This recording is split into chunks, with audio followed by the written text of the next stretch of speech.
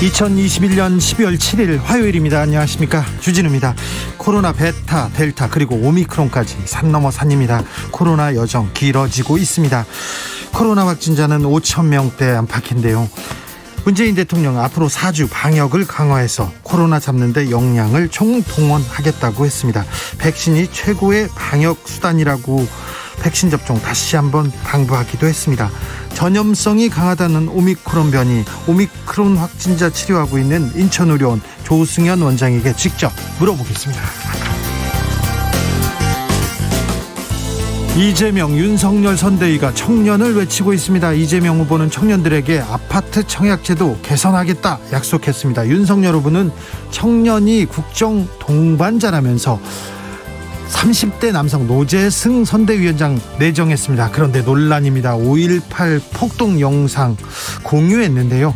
정규직 폐지를 주장하기도 했고요. 청년들은 이 상황 어떻게 보고 있을까요? 청년들이 진짜로 원하는 대통령은 어떤 모습일지 여야의 청년 정치인 직접 만나보겠습니다. 선수는 출전하지만 공식 사절단은 보내지 않겠다. 베이징 동계올림픽 개막을 2달 앞두고 미국이 외교적 보이콧 선언했습니다. 그 이유는 신장 위구르 지역에서 자행한 인권 유린 때문이라는데요. 중국은 어차피 초청도 안 했다, 그런 입장을 냈지만 반격 카드 만지작거리고 있습니다.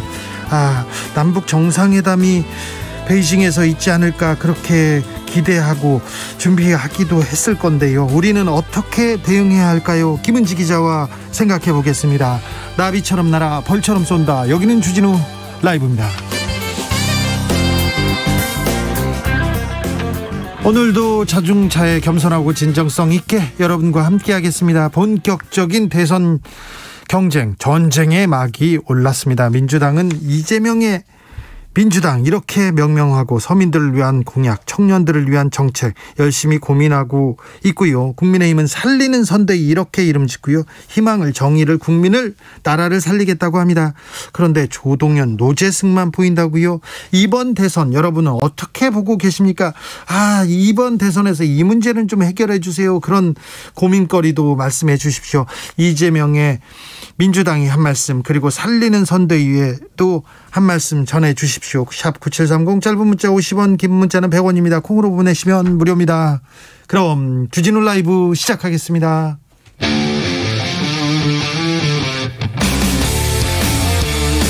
탐사보도 외길 인생 20년. 주 기자가 제일 싫어하는 것은?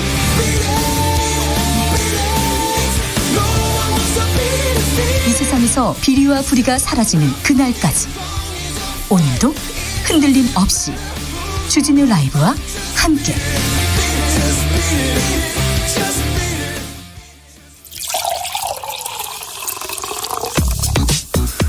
진짜 중요한 뉴스만 쭉 뽑아냈습니다. 주 라이브가 뽑은 오늘의 뉴스 주스. 정상근 기자, 어서 오세요. 네, 안녕하십니까. 코로나 상황 살펴볼까요? 네, 오늘 코로나19 신규 확진자 수는 4,954명이 나왔습니다. 네. 주말 검사 건수 감소 영향을 받는 날임에도 불구하고 5,000명 가까운 확진자가 나왔습니다. 지난주 화요일에 비하면 어떻습니까? 네, 무려 2,000명 가까이 많은데요. 그렇다면 내일 또다시 역대 최다 기록을 갈아치울 가능성이 높습니다. 위중증 환자도 774명으로 가장 많은 수 기록을 다시 썼습니다. 어제에 비해 47명 늘었고요. 또 직전 최다였던 지난 4일 752명에 비해서도 22명이나 많습니다. 사망자는요? 사망자도 어제 하루 64명이나 나와서요. 지난 4일에 이어 두 번째로 많았습니다. 계속 걱정이다, 최다다, 신기록이다, 걱정이 많으시죠? 그런데요, 재택치료 한 달을 이렇게 정부가 해보니까 93%는 일상으로 복귀하고 가족 감염은 1% 정도로 추정하고 있습니다. 그러니까 크게 걱정을 안 해도 재택 치료 잘 되고 있다고 보셔도 될 것 같습니다. 약 5%가량만 상황이 나빠져서요, 병원으로 옮겨졌다고 합니다. 그리고 치료 잘 받고 있고요. 재택 치료 중에 응급 상황이 생겨서 병원으로 막 실려가고 그런 경우는 없었다고 합니다. 정부의 방역 지침에 따르면 큰 어려움은 없을 것 같습니다. 너무 걱정하지 말고 너무 무서워하지 말고 이 상황 잘 대비해 보자고요. 오미크론 상황은 어떤가요? 네, 오미크론 감염자도 12명 늘어서 누적 36명이 됐습니다. 특히 경희대, 한국외대 그리고 서울대에 재학 중인 유학생 3명이 오미크론 변이에 감염이 된 것이 확인됐습니다. 이들은 모두 국내 첫 오미크론 확진자인 목사 부부가 다니는 인천시 미추홀구 교회를 방문한 것으로 파악됐는데요. 오미크론 확진 12명 모두 인천교회 방문자였고요. 의심자도 다 여기하고 관련이 있다고 지금 발표가 나왔습니다. 네, 관련 확진자가 서울, 인천, 안산 그리고 충북 등으로 퍼진 상황입니다. 다만 앤서니 파우치 미국 백악관 수석 의료 고문은 오미크론에 대해서 지금까지는 델타 변이에 비해 심각성이 커 보이지 않는다라고 말하기도 했습니다. 네. 전파력은 높지만 델타보다는 인체에 덜 치명적일 수 있다라는 분석인데요. 조심은 하되 우리가 방역에 대해서 조심은 하되 너무 걱정하고 너무 두려워할 필요는 없는 것 같습니다. 하지만 아무튼 거리 두기는 잘해야 될 것 같습니다. 그런데요, 오미크론 확산 이거 한 교회하고 상관이 있어요. 이 인천 교회. 그래서 교회에서 공개 사과를 했습니다. 네, 오늘 해당 교회가 온라인 공식 홈페이지를 통해서 사과문을 게시했습니다. 해당 교회는 본 교회 소속으로 외국어 예배를 담당하는 목회자 부부가 방역 당국의 초기 동선 파악에 정확한 설명을 하지 못해서 초기 대응에 혼선을 빚게 했다라면서 이 오미크론 확산의 단초가 된 것은 변명의 여지 없는 교회의 잘못이고 잘못을 인정하며 또 질책을 겸허히 받아들이겠다라고 전했습니다. 초기에 거짓말을 해서 좀 확진자 동선 놓쳤다 이런 지적이 있었습니다. 네, 한편 교회 등 종교시설이 방역 패스 확대 적용 대상에서 제외돼 논란이 일고 있는데요. 정부는 종교시설에도 더욱 강화된 방역 조치를 적용하겠다라는 방침을 밝혔습니다. 문재인 대통령 방역 정책에 대해서 협조 당부했습니다. 네, 문 대통령은 오늘 국무회의 모두 발언을 통해서 방역의 벽을 다시 높이는 것은 불가피한 조치라며 국민의 이해를 구한다라고 말했습니다. 또한 불편하시더라도 정부의 강화된 방역 방침에 협조해달라라고 했고요. 백신이 가장 효과적인 방역 수단이라는 것은 이론의 여지가 없다면서 방역 패스 관련 논란에 대해서도 입장을 유지했습니다. 자, 정부의 방역 정책 그리고 오미크론 상황에 대해서 2부에서 저희가 자세하게 이야기 나눠보겠습니다. 이재명 민주당 후보는 오늘 서울대 강연에 나섰습니다. 네, 청년 관련 행보를 이어가고 있는 이재명 더불어민주당 후보는 오늘 이 서울대에서 열린 금융 경제 세미나 초청 강연회를 통해서 정책에 대한 이야기를 했습니다. 네. 특히 기본금융에 대해 설명하면서 이 가난한 사람이 이자를 많이 내고 부자는 원하는 만큼 저리로 장기간 빌릴 수 있는 것은 정의롭지 않다라고 말했고요. 타국 은행은 코로나 시기에 영업이익률이 줄었는데 한국은행들은 확 늘었다라면서 은행의 공공적 기능을 늘려야 한다라고 주장했습니다. 그래야죠. 네, 다만 기본금융은 시행된 지 2년밖에 안 돼서 현재로서 검증은 불가능하다라며 현재 영역을 개척하는 중이다라고 말했습니다. 기본소득에 대해서도 논쟁이 있었습니다. 네, 이 기본소득은 질적 전환된 새로운 세계에 반드시 있어야 될 정책이라고 소개했고요. 이 국토보유세에 대해서도 국토보유세보다는 토지배당이라면서 장기적으로 해야 할 일이라고 말했습니다. 네. 다만 국민의 동의가 전제라면서 국민이 반대하면 하지 않는 것이 대리인의 도리다라고 말했습니다. 윤석열 후보는 범죄 피해자 지원센터를 찾았습니다. 네, 윤석열 후보는 오늘 선거대책위원회 출범 후 첫 일정으로 범죄 피해 트라우마 지원센터를 찾았습니다. 윤석열 후보는 이 자리에서 국가의 가장 중요한 임무는 국민의 안전을 보호하는 것이라고 강조했는데요. 이후 경찰청, 자율방범대를 잇따라 찾으면서 강력범죄 관련 행보를 이어갔습니다. 또한 윤석열 후보는 국가의 가장 중요한 임무는 국민의 안전을 보호하는 것이다라며 예방이 첫 번째고 범죄 피해가 발생했을 때 피해자에게 경제적 지원 그리고 치료를 통해 재활하고 극복할 수 있도록 도와줘야 한다라고 강조했습니다. 네. 윤석열 후보는 어제 선대위 출범식에서 튼튼한 복지, 사회안전망 체계 확립을 강조한 데 이어서 오늘 선대위 출범 첫 주를 약자와의 동행 주간으로 정하기도 했습니다. 국민의힘 선대위, 그런데요, 노재승 씨 관련해서 논란 커지고 있습니다. 네, 지난 보궐선거 당시 비닐을 쓰고 오세훈 서울시장이 유세를 했던 그 노재승 커피 편집숍 블랙 워터포트 대표가 논란이 되고 있습니다. 국민의힘 공동선거대책위원장이 됐는데요. 노재승 대표가 올해 5.18 당시 광주 민주화운동을 폭동으로 폄훼하는 영상을 공유하며 대한민국 성역화 1대장이라는 주장을 했습니다. 네. 그러면서 특별법까지 제정해서 토론조차 막아버린다라고 주장했고요. 그 운동은 도대체 뭘 감추고 싶길래 그런 걸까라고 주장하기도 했습니다. 아니, 토론조차 막아버렸다니요. 그거는 그렇지는 않았던 것 같은. 토론을 열었지 않습니까? 열었고 무리가 있었는데요. 그리고요. 네, 이에 대해 윤석열 후보는 아무 입장을 밝히지 않았고요. 이 호남 출신 박주선 공동선대위원장은 표현의 자유를 피력한 것이다라는 입장을 밝혔습니다. 뿐만 아니라 노재승 대표는 정규직을 모두 없애야 한다라거나 공산주의자 발언 등을 쏟아냈는데요.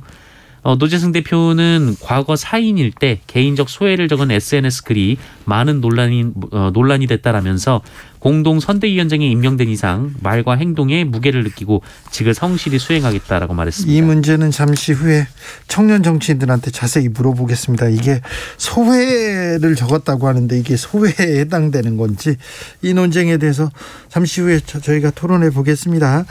고등학교 학생이 연설을 했어요, 어제. 그런데 논란이 또 이어지고 있네요.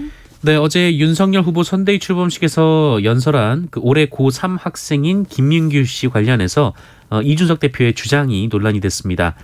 이준석 대표는 김민규 씨의 영상을 페이스북에 공유하면서 우리 고3이 민주당 고3보다 우월할 것이다 라고 주장했습니다. 이준석 대표가 말한 민주당 고3은 광주 고교 학생의회 의장으로 활동하면서 기후변화 등 현안의 목소리를 내왔던 남진희 씨인데요.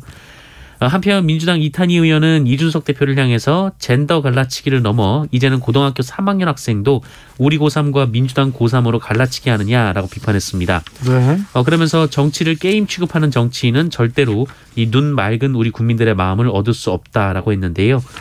이준석 대표는 이에 자신 있으면 민주당 고3 선대위원장은 연설 올려서 홍보하면 된다라고 주장하기도 했습니다. 민주당 출신 인사들이 윤석열 후보 캠프에 합류했네요. 네, 일단 금태섭 전 의원이 윤석열 후보 선거대책위원회에 합류했습니다. 가려고 예전부터 노력이 있었죠? 네, 이 김종인 총괄 선대위원장이 관할하는 총괄 상황본부 산하 전략기획실장에 임명됐다라고 하는데요. 금태섭 전 의원은 정권교체와 정치 변화를 위해 함께 일하자는 김종인 위원장의 권고를 듣고 고민한 끝에 참여하게 됐다라면서 역할을 다하겠다라고 짤막한 포부를 밝혔습니다. 이용호 의원도 갔습니다. 네, 전북 남원 임실 순창 지역 국회의원인 이용호 무소속 의원이 윤석열 후보 캠프의 공동 선대위원장으로 임명됐습니다. 현역 국회의원이죠. 네, 이 민주당 출신의 이용호 의원은 국민의당이 만들어지고 국민의당으로 이동한 바 있고요. 이 지난 총선에서 호남에서는 유일하게 이 비민주당으로 재선에 성공을 했습니다. 계속 민주당 입당을 타진했는데 민주당에서 받지 않았습니다. 그래서 이용호 의원은 윤석열 후보 캠프에 합류했습니다. 심상정 정의당 후보 민생 탐방을 나섰어요? 네, 심상정 후보는 내년 대선까지 6411번 버스를 타고 노동권 보호 사각지대에 놓인 시민들을 만나면서 민심 행보를 이어가겠다라고 밝혔습니다. 오늘 여의도 국회에서 심상찮은 6411 출정식을 가졌는데요. 심상찮은 6411 버스. 네, 앞으로 3개월간 우리 사회의 가장자리를 지키고 있는 전국에 이름 없는 6411번 버스 시민들을 만나서 34년 기득권 정치를 무너뜨릴 뜨거운 민심 에너지를 싣고 오겠다라고 말했습니다. 6411 버스는 고 노회찬 의원과 이렇게 관련이 있죠? 네, 노회찬 의원의 유명한 연설에 나왔던 그 노선 버스이고요. 예. 또 심상찮은 6411 버스의 첫 행선지는 고 김용균 3주기 태안 화력발전소 현장 추모제로 알려졌습니다. 공수처가 검찰 관련 수사에 나섰는데요. 검찰에서 여러 이런저런 불만 쏟아내고 있습니다. 네, 이성윤 서울고검장 공소장 유출 사건으로 고위공직자 범죄수사처 수사를 받는 전 수원지검 수사팀이 며칠 전 수사가 부당하다는 취지의 입장문을 낸 바 있습니다. 공수처가 범죄가 아닌 사건을 수사한다라면서 수사팀을 압박한다라는 취지의 주장인데요. 그러면서 김호수 검찰총장에게 이 대검찰청이 진상조사 결과를 알고 있으니 수사팀의 무고함을 밝혀달라라고 주장하기도 했습니다. 검사들이 검찰총장한테요? 네. 그래서 김호수 총장이 오늘 관련돼서 얘기를 했는데요.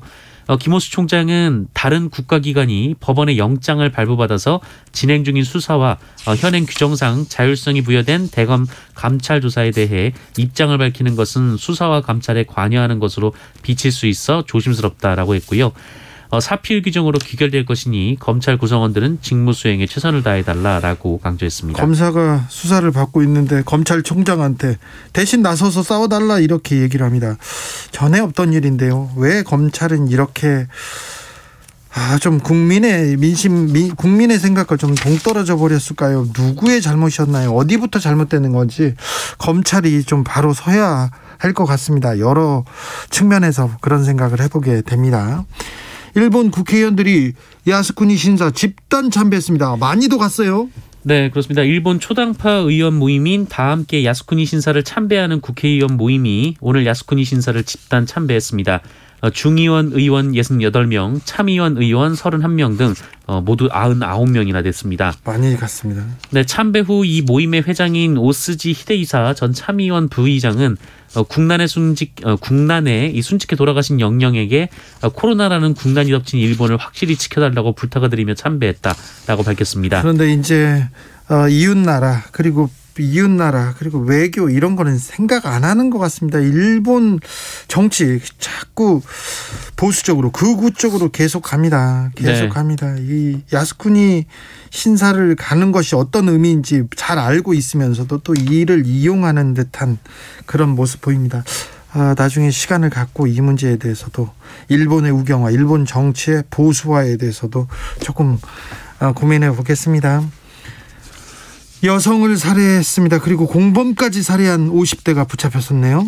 네, 그제 저녁 인천 미추홀구의 한 주차장에서 50대 여성이 살해된 채 시신으로 발견된 일이 있었습니다. 이에 경찰이 수사에 나섰고요.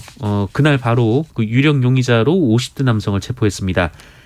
이 남성은 지난 4일 이 피해자를 살해하고 금품 수백만 원을 빼앗은 뒤 시신을 유기한 혐의를 받고 있습니다. 그리고 경찰은 추궁한 끝에 이 남성이 시신 유기를 도운 공범까지 살해한 뒤 또다시 시신을 유기했다라는 진술을 확보했습니다. 경찰에 신고한다라는 말을 해서 살해했다고 하는데요. 실제로 공범으로 지목된 40대 남성은 어제 인천 을왕리 야산에서 경찰에 의해 발견됐습니다. 구속됐죠? 네, 오늘 법원은 피의자가 도주할 우려가 있다며 구속을 했습니다. 강아지를 19마리나 죽인 사람이 있네요. 네, 전북 군산에서 강아지 19마리를 입양한 뒤 잔혹하게 살해하고 학대한 40대 남성이 경찰에 붙잡혔습니다. 입양해서 학대하다 살해했군요. 네, 지난 1년 동안 푸들 16마리 등 강아지 19마리를 입양했고 참 지독하게 학대를 한 것으로 전해지고 있는데요. 이 사람 어떻게 됐습니까? 네, 경찰이 이와 관련해서 이 남성을 긴급 체포하고 구속영장을 지난 2일에 신청했는데 법원이 기각을 했습니다. 왜요? 정확한 사유는 알려져 있지 않은데요. 이 남성은 경찰 조사에서 심신미약과 정신질환을 주장하고 있는 것으로 전해졌습니다. 심신미약, 정신질환을 가지고 있으면 누구를 학대해도 누구를 죽여도 동물을 막 죽여도 됩니까? 법원이 기각했다고요? 이 사안 저희가 좀 취재를 해서 자세하게 좀 알려드리겠습니다. 아동 학대 치사의 양형 기준 높아졌습니다. 네, 대법원 양형위원회가 아동학대 치사 권고 형량을 최대 징역 22년 6개월로 높였습니다. 현재까지 아동학대 처벌법상 아동학대치사의 양형기준은 기본 4에서 7년, 감경될 경우 2년 6개월에서 5년, 가중될 경우 6년에서 10년이었습니다. 너무 낮았거든요. 네, 이 상한선을 올렸는데요. 네.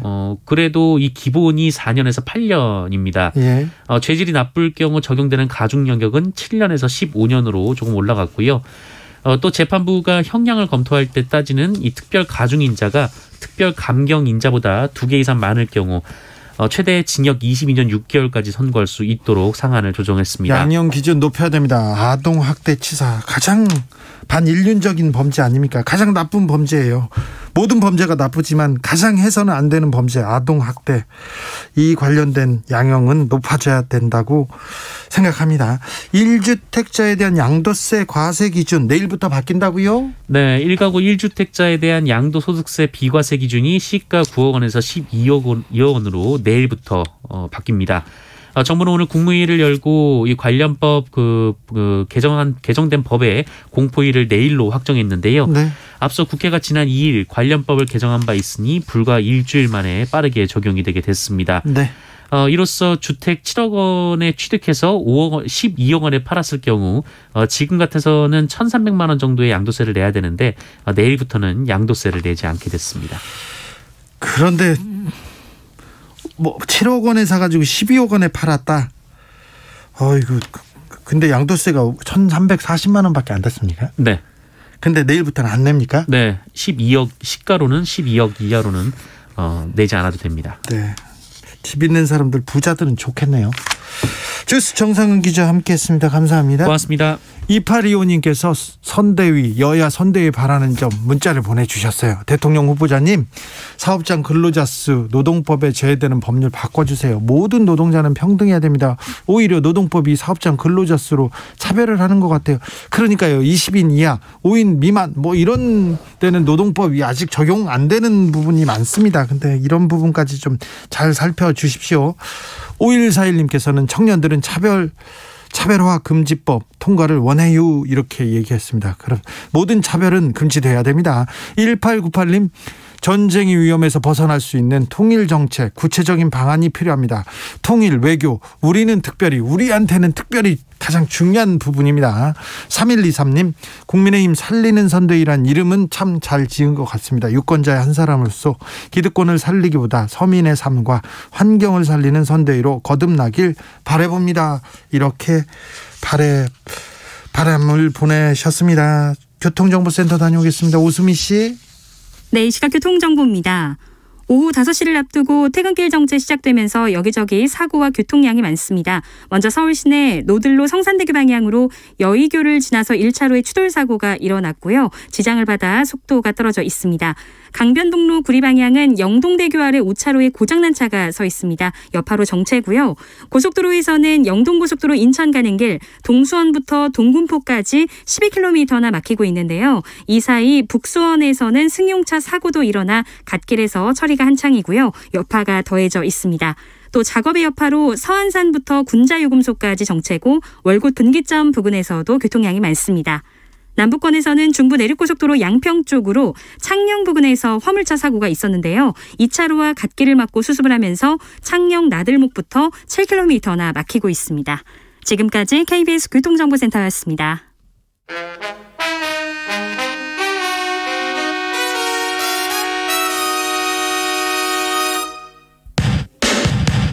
주진우 라이브 돌발 퀴즈.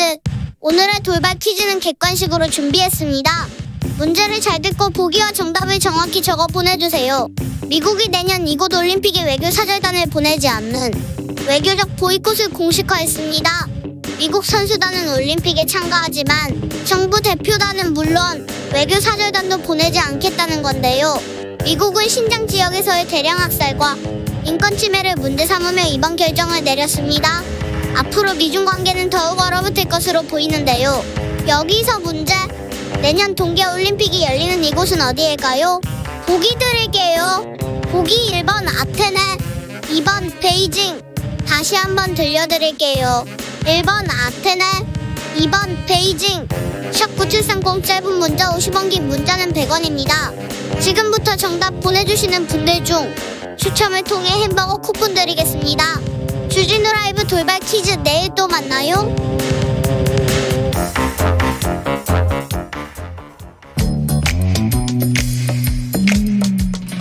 오늘의 정치권 상황 깔끔하게 정리해드립니다. 여당 야당 크로스 최가박과와 함께 최가박당.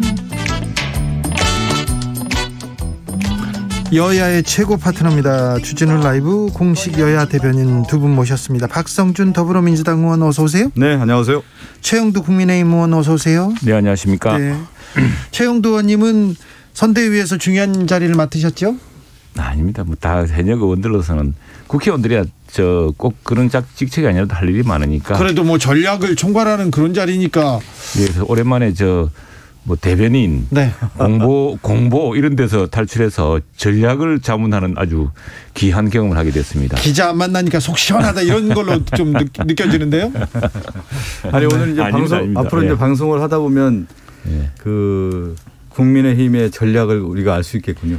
네. 제가 말하는 게 전략입니다. 자, 그렇습니다. 국민의힘 선대위 공식 출범했습니다. 김종인, 김병준 이제 잘 지내시나요?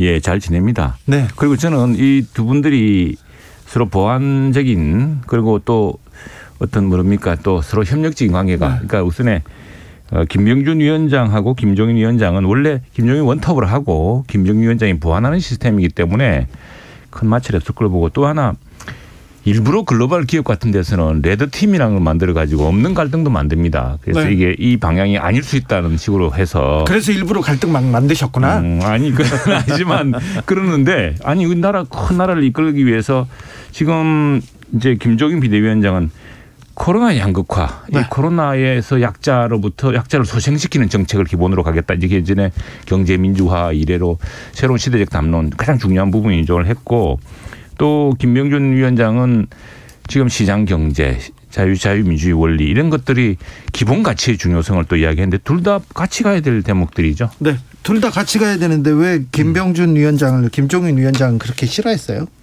김종인 누가요? 김종인 위원장이 계속 견제고 날리고 그랬잖아요. 아 사람 사이란 게 또 다 호흡한 게 있는 것인데. 알겠어요. 그럴 수 있는데 자 네. 김한길 위원장은 왜 안 나오셨어요 어제? 어제요? 네. 그 후보 직속 뭐 아닙니까? 저도 어제 못 갔습니다. 아 그래요? 저도 어제 천막농성 당번에다가 네. 요즘 그 미디어 특위 있잖아요. 지금 네. 우리 한꺼번에 해결하고 공공방송, 공영방송, KBS 지배구조 문제 뭐 등등 토론하는 게 있어가지고 저도 못 갔는데 어제요. 그다음에 지금 김한길 위원장 왜 안 나오셨는지 좀 말이 좀 있었어요. 아 그렇습니까? 네. 그렇습니다. 저는 아마 도와주실 거예요 계속해서. 일단 뭐 출범했으니까 덕담을 하기보다는 원래 뭐 그랬지 않습니까? 일단은 뭐 봉합이고요. 저 김병준 또 김종인 동상이몽이다 이렇게 볼 수 있을 것 같아요. 첫 번째는 정치라고 하는 것은 기본적으로 문제를 해결하는 방식에 대한 것들을 이제 내놔야 되는 건데 김종인 위원장은 지금의 위기의 문제에 있어서 국가의 역할을 상당히 강조하는 것 같습니다. 그런데 네. 김병준 위원장은 시장을 얘기하는 거거든요. 그러니까 이 문제를 해결할 때 자유론적인 측면에서 시장을 맡길 것인지 지금 위기를 극복하기 위해서 국가 정부 주도에서 해결을 할 것인지 이 두 가지 노선이 이미 다른 길로 가고 있다. 그래서 동상이몽이다 이렇게 볼 수가 있을 것 같고요. 네. 두 분의 관계는 대체제인 것 같아요. 대체제. 보완제가 아니라. 실제 지난번에 제가 말씀드렸지만 윤석열 후보가 정치에 관련된 부분을 이끌어갈 수 있는 능력을 보유하지 못했기 때문에 김종인, 김병준 위원장을 통해서 자신의 정치적인 역량을 발휘하고자 이렇게 의도를 세웠지만 실질적으로 김병준, 김종인은 실제 자기들이 하고자 하는 방향에 있어서 큰 차이가 있기 때문에 앞으로 상당히 난항이 예상된다. 이렇게 김병준 위원장 어제 주진우 라이브에 출연하셔가지고 예. 윤석열 후보한테 자유주의자적 면모를 엿봤다. 그러면서 시장경제 자유주의 계속 강조하더라고요. 예. 이게 혹시 그 나중에 분란을 일으키거나 그럴 가능성이 있다고 보시는 건가요? 박성준 의원께서는? 그러니까 윤석열 후보가 예전에 무슨 뭐 밀턴 프리드먼 자유론 얘기하면서 얘기했는데 그 자체가 지금 시대 상황을 잘 모르고 있는 거예요. 그러니까 김병준 위원장도 지금 시장 가치에 대한 얘기를 하고 뭐 시장 자유론을 얘기하고 있는데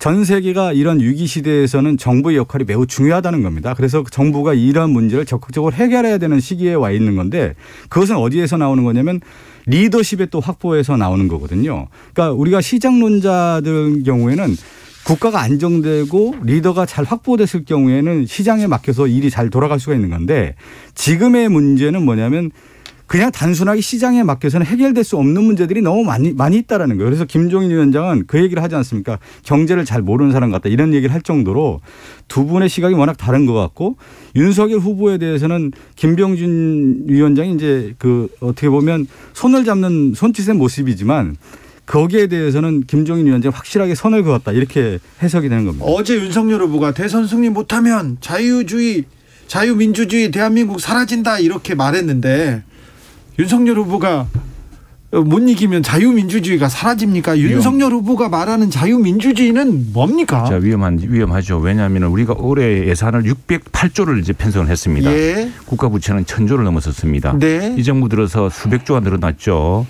그런데 지금 서구 각국들 주요 국가들은 이제 빚을 줄이고 있습니다. 줄이고 있는데 지금 그러니까 민간의 일자리는 자꾸 사라지고 있습니다. 36시간 그 원래 정상적인 일자리는 줄어들고 국가가 만든 억지로 예산을 퍼부어서 만든 36시간 미만 일자리만 늘어나고 있습니다.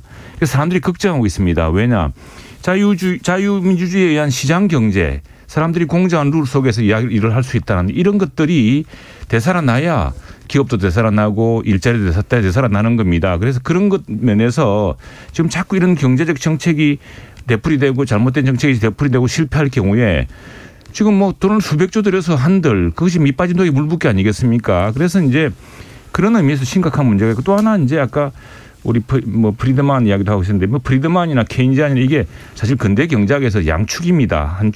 한 축만이 이제 강조될 수 있는 건 아니고요. 다 이유가 있는 것인데 그래서 그런 것들이 더구나 이제 김병준 위원장에 대해서는 김병준 위원장은 초기에 노무현 정부의 정책의 기조를 만드신 분입니다. 나는 한미 FTA까지 이어지는 네. 굉장히 우리로서는 노무현 정부가 당시 논란이 많았지만 지금 돌이켜 생각해 보면은 굉장히 건전한 정책 기조에 있었다고 보여지는데 그때 그걸 만드신 분이 이제 김병준 정책실장이었고 때문에 그 사람이 갑자기 위험하다는 식으로 이야기를 한다면은 그것도 앞뒤가 안 맞는 이야기죠. 그러니까 윤석열 후보가 얘기하는 자유민주주의에 대한 부분을 자유민주주의가 도대체 무엇인지를 알고 철학적 기반이 있고 얘기하는지는 모르겠어요. 이 자유민주라는 것은 기본적으로 자유주의와 민주주의의 합성어라고 할 수가 있는데 근대 역사에서 경제적 자유를 확보를 했었죠. 그래서 자유권적 기본권이라고 하는 것들을 했는데 여기에는 뭐가 포함되느냐 언론, 출판, 집회, 결사, 이전의 자유, 거주의 자유 이런 기본권을 확보하는 것이 자유주의의 싸움이었습니다. 그런데 이제 경제적 자유를 확대하다 보니까 부익부 빈익빈이라는 문제가 경제적인 문제가 양산됐다라는 것이죠. 그래서 이런 불공정 불평등의 문제를 해결하기 위해서 인간이 보다 나은 행복 추구권을 강화하는 것이 자유주의의 역사였단 말이죠. 그리고 또 하나가 뭐냐면 경제적 불평등에 대한 보완제로서 민주주의가 뭐냐면 정치적 평등을 보완하기 위한 민주주의, 절차적 민주주의를 만들어왔던 겁니다. 이것이 자유민주주의 역사인데 우리나라는 자유민주주의라고 했을 때 이런 자유권적 기본권, 민주주의와 절차적 과정에 대한 것들은 세계의 표본 모델이 되고 있어요. 그렇기 때문에 윤석열 후보가 이런 한국의 정치 역사, 민주화에 관련된 부분을 제대로 인식하고 있는지에 대한 부분을 제가 제대로 인식하고 있기 때문에 아닙니다. 그렇지가 않기 때문에 그런 얘기가 나오는 겁니다. 알겠습니다. 네. 제가 윤석열 후보는 자유주의자는 맞는데 윤석열 후보가 말하는 자유민주주의는 저도 잘 모르겠습니다. 자, 김종인 위원장이 오늘 우리 후보를 비롯해서 큰 실수만 안 하면 우리가 이긴다 이렇게 얘기했는데 우리 후보를 비롯해서 후보가 큰 실수만 안 하면 이긴다고 했는데 요거는 어떻게 받아들이셨는지요? 지금 판세가 그렇지 않습니까? 지금 뭐 정권 교체율이 워낙 높으니까 그러니까 우리 이건 조심하자. 우리가 정말 더 분발해야 된다는 각성에 그리고 그 주마 가편에 나는 그 말이라고 생각을 합니다. 지금 제가 보니까 이게 이재명 후보와 지금 윤석열 후보 싸우는 게 아닙니다. 이재명 후보에 대한 국민적 관심 기대는 이재명 후보가 다시 이렇게 해야겠지만 굉장히 국민적 분노와 전망이 크기 때문에 그런데 문제는 뭐냐면 그렇다면 윤석열 후보는 그리고 국민의힘은 이 지난 5년 동안 느낀 절망과 분노를 채워줄 수 있느냐 새로운 힘을 만들어줄 수 있느냐에 대한 또 꽉 찬 무슨 그 대안을 지금 못 내놓고 있는 상황이거든요. 네네. 그렇기 때문에 지금 김종인 비대위원장의 김종인 위원장의 말씀은 우리가 더욱 분발하고 더욱 잘해야 되고 더욱 기대를 채울 수 있는 내실을 가져야 된다. 그냥 정권 교체하고 그냥 이렇게 옛날에 했던 대로 똑같이 되풀이해서 또 하고 그렇게 하면 나라가 떨어집니다. 그렇죠. 이제는. 정권 교체만 지금껏 얘기했고 반문만 얘기했는데 좀 한번 해석할 필요가 있는데요. 네. 김종인 위원장이 실수하지 않으면 이긴다는 얘기하는데 그건 후보가 실수할 확률이 높기 때문에 위험하다 이렇게 해석이 되는 거예요. 제가 좀 설명을 드리면 지금 최영두 의원이 그런 얘기를 했잖아요. 지금 여론조사하면 정권교체 지수가 상당히 높다고 하는데 지금 정권교체 지수와 윤석열 후보의 지지율을 보면 대체적으로 보면 정권교체 지수가 55, 56 나오는데 윤석열 후보가 한 35%, 36% 나옵니다. 보통 여론조사의 평균치를 보면 20%의 간극이 나요. 그런 건 뭐냐면 대부분의 사람들이 윤석열 후보에 대해서 중도층에 있는 분들이 퀘스천 마크를 던지는 거예요. 후보의 자질, 능력면에서 아직 검증되지 않았다라는 부분이 있기 때문에 정권 교체 지수가 높지만 후보의 지지율이 그만큼 못 따라가는 겁니다. 그런 차원에서 김종인 위원장이 이 얘기를 하는 거예요. 가장 중요한 것은 선거에서 몇 가지 측면이 있는데 인물의 경쟁력이라고 하는 측면에서 윤석열 후보가 그만큼 확보가 되지 않았다. 그래서 실수할 확률이 높고 상당히 위험하다는 거예요. 구도적인 측면에서는 좁지만 이것이 극복하기에는 상당히 어렵다는 얘기를 오히려 그것을 우회적으로 표현한 것이다. 이렇게 해석도 가능한 겁니다. 박성준 의원 해석이고. 네. 아닙니다. 그건 그렇게 해석이 되는 겁니다. 조심하겠습니다. 선거는 구도, 인물 그리고 이슈로 치른다고 하는데 아무튼 구도는 국민의힘 쪽에서 유리하고 인물 쪽으로는 지금 민주당이 계속 가려고 하는데 잘 안 되죠. 잘 안 되네요. 윤석열 후보 얘기가 지금 계속 많습니다. 그 전에는 이준석 대표 얘기가 많았고요.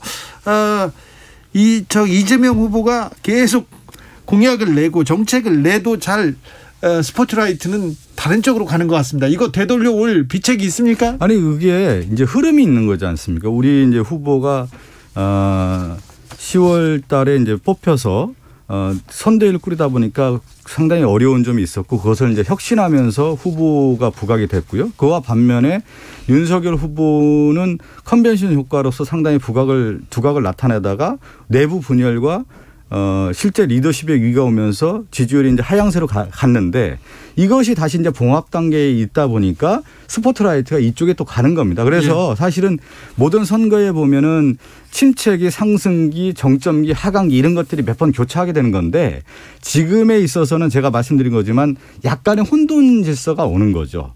지금 혼돈기이다 보니까 이 혼돈기가 지나면서 이제 질서기가 오게 되는 건데 그 질서기는 뭐냐면 제가 말씀드린 것처럼 후보의 경쟁력이 두가 있느냐 이 대선은 누가 더 유능하냐 이런 어려움을 누가 더 돌파할 수 있느냐 극복할 수 있느냐 여기에 이제 국민들의 관심이 더 갈 수밖에 없다라는 것이죠. 민주당에서는 인물 대결 정책 대결하자 이렇게 얘기하는데 윤석열 후보 국민의힘에서 안 나선다 이렇게 또 얘기하는 거에 대해서는 어떻게 보십니까? 최영도 의원님.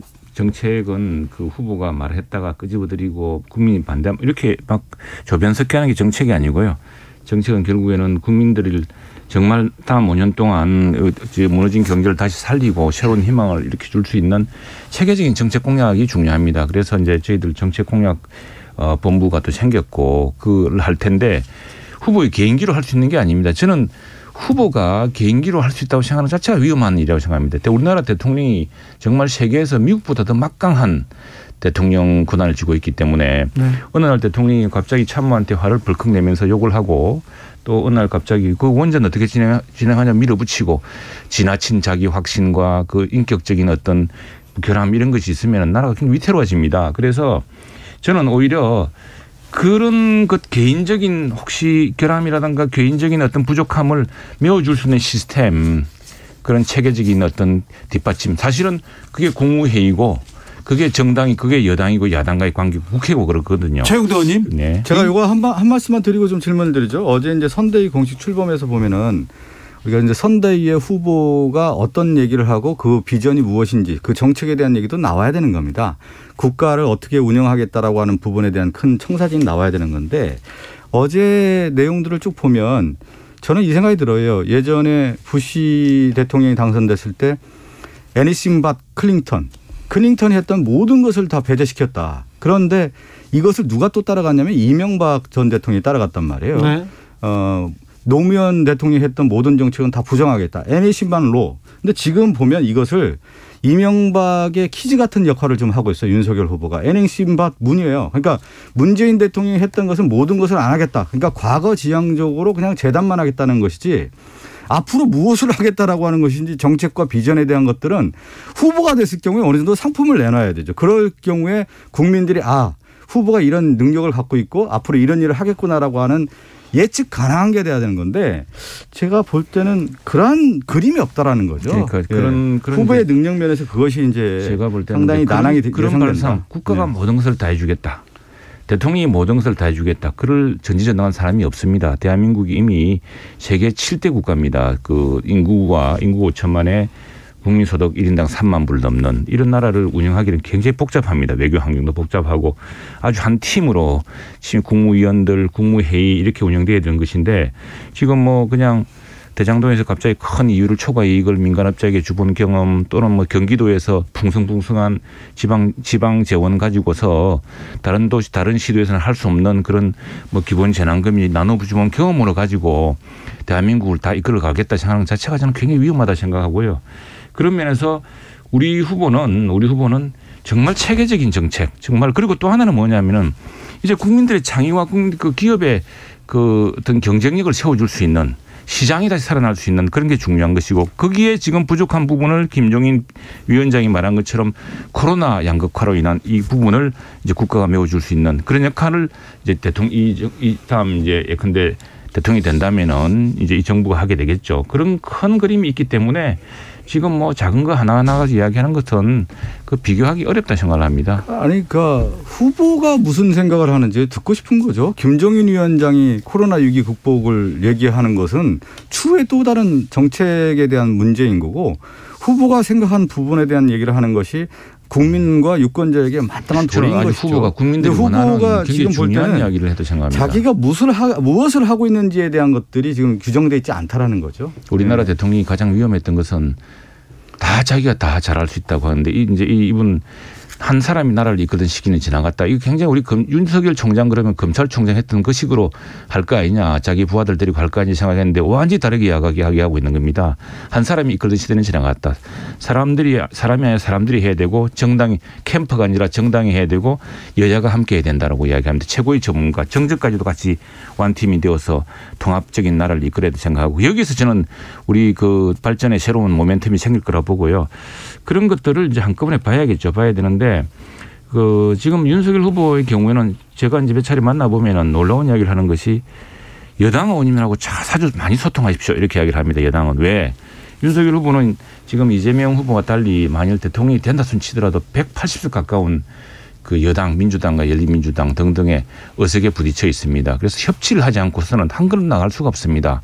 그런 것들 때문에 정말 이제 국민적 지혜를 모으고 또 큰 어떤 통합적인 노력을 해나가는 것들 없이는 이끌 수가 없거든요. 지금 아마도 이재명 후보는 대통령이 되면 180석 갖고서 진행할 수 있기 때문에 저는 이 비율을 이렇게 반지의 제왕 있지 않습니까? 반지의 제왕. 반지의 제왕에 절대 반지가 나오죠.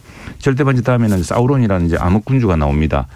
그래서 얼마 전에 이 입법 갖고도 지금 이재명 후보가 그 여당 국회의원들한테 아니 180석 가까이인데 왜 못 밀어붙이느냐, 왜 패스트트랙 이용 못하느냐 이렇게 압박하는 걸 보면서 야 이게 대단히 위험할 수 있겠다. 지금 성공한 정책이 모르겠지만 실패해서 사람들 고통스럽게 하는 문제를 다시 되풀이하겠다고 하는데 아니, 이제 최고의 전문가를 얘기하는데 최고의 전문가를 볼 수 있는 눈이 있어야 되죠.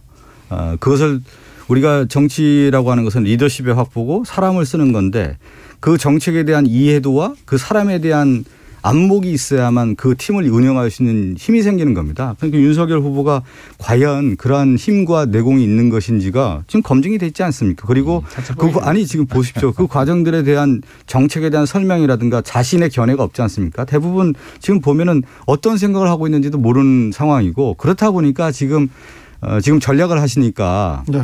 윤석열 캠프는 오로지 지금 과거 아닙니까? 과거에 뭘 했다.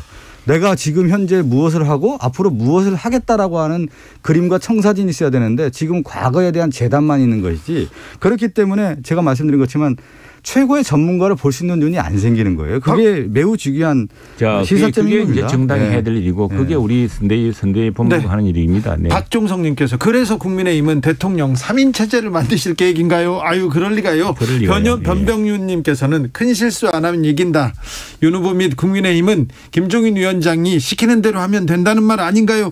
그런 뜻인 것 같습니다. 김종인 위원장의 얘기는. 그런 뜻이 아니죠. 자, 김종인 위원장의 말씀은 그렇게 아니죠. 그 김종인 위원장은 이제 완톱이니까 아무튼 실수를 줄이고 말도 조심하고 네. 좀 더 사례 깊게 그렇게 해야죠. 하라는 이야기죠. 네. 네. 민주당이 개발이익 환수법 얘기를 계속하고 있습니다. 대장동 한두 사람 몇 사람이 이익을 다 나눠 갖는 그런 일은 없어야 된다 해서 밀어붙이고 있는 것 같습니다. 밀어붙인다라는 표현은 맞지 않은 것 같고요. 예. 지금 모든 정책 또 제도 법이라고 하는 것은 여야 이제 협의 과정이 분명히 있는 거 아니겠습니까? 지금 이제 대장동 방지 3법이라고 하는 이제 핵심이라고 하는 부분들이 있는 건데 야당도 그렇게 하지 않습니까? 민간의 과도한 이익에 대해서는 용납해서는 안 된다 얘기를 계속 해왔는데 요즘에 그러한 목소리는 줄어들었어요. 오히려 야당에서. 그래서 지금 여당 입장에서는 민간 과도한 이익을 포함해서 이제 불로소득 같은 경우는 국민에게 돌려주겠다라고 하는 것이 이제 개발이익 환수법인데 지금 이런 문제 아니겠습니까? 개발 이익에 따라서 땅값이 오른단 말이죠. 네. 땅값이 올랐는데 이것이 다 민간 개발의 자업자들에게만 돌아가더라는 거예요. 이것을 그동안에도 이 문제를 이제 해결하기 위한 여러 노력들이 있었는데 이제 제대로 된 어떤 제도를 통해서 개발 이익의 일정 부분을 환수를 해서 사회적으로 좀 배분하겠다. 이것이 개발 이익 환수 제도이기 때문에 이걸 추진하겠다는 거고요. 지금 여야의 이제 협의를 통해서 충분하게 이 법안에 대한 검토는 있을 것으로 국민의힘은 봅니다. 어떻습니까? 네, 그 기본 누가 반대하겠습니까? 그건 해야 되는데 문제는 이제 뭐냐면은 그리고 지금 두 개의 법안은 지금 협의되어 진행하고 있습니다. 네. 근데 문제가 뭐냐면 당일날 갑자기 국토위에 국회에서 그렇게 법을 진행하는 법은 없습니다. 그래서 지난 임대차 3법에 실패해서 보지 않았습니까? 우리가 그렇게 걱정하고 반대하고 했는데 기어코 밀어붙여가지고 결국 어떻게 됐습니까? 그래서 이제 상임위 정상 절차를 좀 존중해야 될 그런 점도 있고요. 또 하나는 자 대장동 사건이 개발 이익 환수법이 없어서 된 줄 아십니까? 개발 이익 환수법 있습니다. 지금도 원래는 그게 50% 이상에다가 다시 2% 줄여다 지금 다시 올리겠다는 거거든요.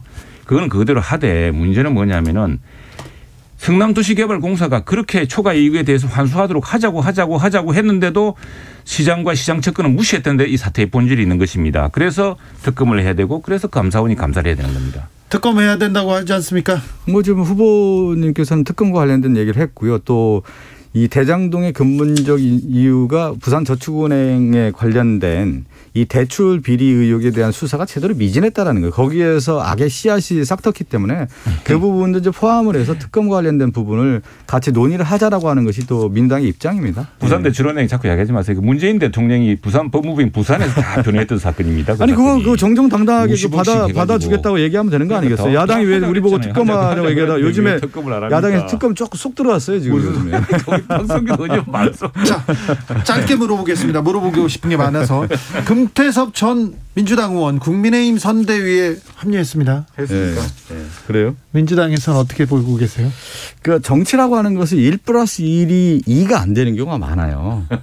그러니까 우리가 생각한 것만큼 이 사람을 영입을 해서 파이를 키우면 2가 될 것이다 이렇게 생각을 하는데 우리가 그렇지 않은 경우가 많습니다. 그러면 과연 이제 금태섭 전 의원이 김종인 위원장과 가깝지 않습니까? 네. 그래서 반문연대라고 하는 큰 그림을 이제 그렸고 김한길 위원장도 이제 같이 영입을 하지 않았습니까? 네. 그런데 지금 뭡니까? 반문연대 자체가 흔들리고 있는 거잖아요. 지금 김한길 위원장이 과연 그 역할을 할 수 있겠느냐에 대한 부분부터 해서 과연 반문연대만이 국민의힘의 전략이 방향이 맞는 것인지는 저는 잘 모르겠습니다.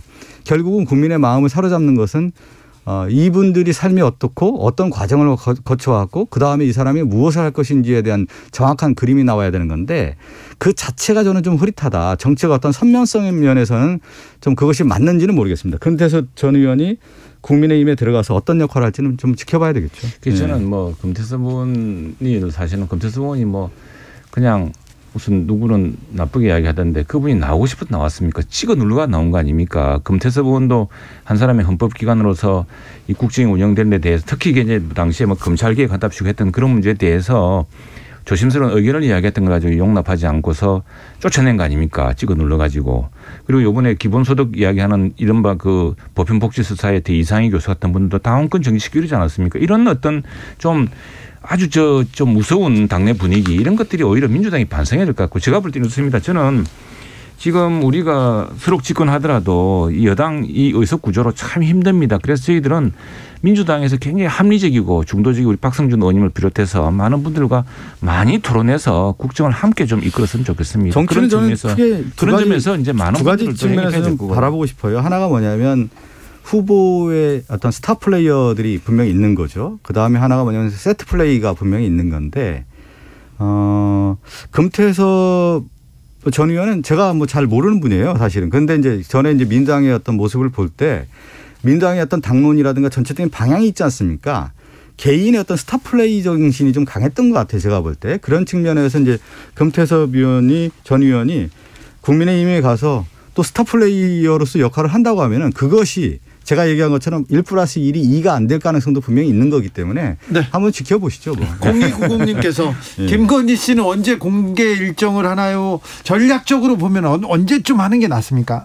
그 식당한 시점이 있겠고 또 오늘 검찰에서 어쨌든 그동안 그렇게 이야기하는 부분에서 무혐의 처분하지 않았습니까? 이제 아마도 제가 지난번 국정감사 때 민주당하고 열린민주당에서 이분을 갖다가 그냥 완전히 그냥 집중 공격을 했거든요. 그래서 당시 예술의 전당이나 또 문화 관련 기관에서 특혜를 준 거 아니냐 이렇게 이야기를 했는데 그때 그 기관장들 답변이 그렇게 할 수가 없습니다. 시장에서 다 경쟁 관계에 있기 때문에 할 수가 없고 그 나름대로 이제 그 성공적인 흥행에 성공을 하는 이런 그 인물이었다는 거죠. 그래 그런 것들이 있기 때문에 아마 우리 뜻밖의 또 이 배우자들 중에서 뜻밖의 배우자의 모습을 발견할지도 모르겠습니다. 공직자의 아내와 장모는 그 공직자가 잘 되도록 지원해주고 그렇죠. 수신해야 되는 겁니다. 그런데 윤석열 후보의 당시 검사 시절에 그 아내와 장모는 그렇지가 못한 것이 지금 핵심이라고 봐야 되는 겁니다. 지금 그렇게 민주당에서 이야기하고 지난해 뒤졌는데 오늘 무혐의 처분 나오지 않았습니까? 그러니까 뭐냐면 김건희 지금 무혐의 처분과는 지금 뭐 검찰에서 그렇게 했다고 하지만 실제 김건희 씨와 관련된 주가 조작이라든가 지금 협찬 의혹에 대한 부분들이 계속 나왔고 이것이 언제 나왔었냐면 실제 검사 시절에 있었던 일 아닙니까? 윤석열 후보가. 그리고 이것이 수사가 안 됐던 게 뭐냐면 검찰총장이나 중앙지검장 이런 있을 때 안 되다가 지금 이제 수사가 나와서 주가 조작 같은 경우에는 다 들고 또 틀고 하지 않습니까? 주가 조작 관련된 부분은 이제 다 그 관계자들이 다 구속되지 않았습니까? 아이고 네. 참. 최가박당 그냥 웃고 끝나겠습니다. 박성준, 최영두, 박성준 두 분 감사합니다. 다음 주에는 우리가 김건희 씨 얘기 안 해도 되겠죠? 아 그럼요. 그럴까요? 아니 계속 나오겠죠. 왜 그러냐면 공당의 민주당이 가만히 있겠습니까? 계속 하겠지만 이제 계속 나올 수밖에 없는. 그러나 이제 국면이 되겠죠. 자꾸 이제 없는 이야기들은 두 분 감사합니다. 저는 6시에 2부에서 찾아뵙겠습니다. 감사합니다.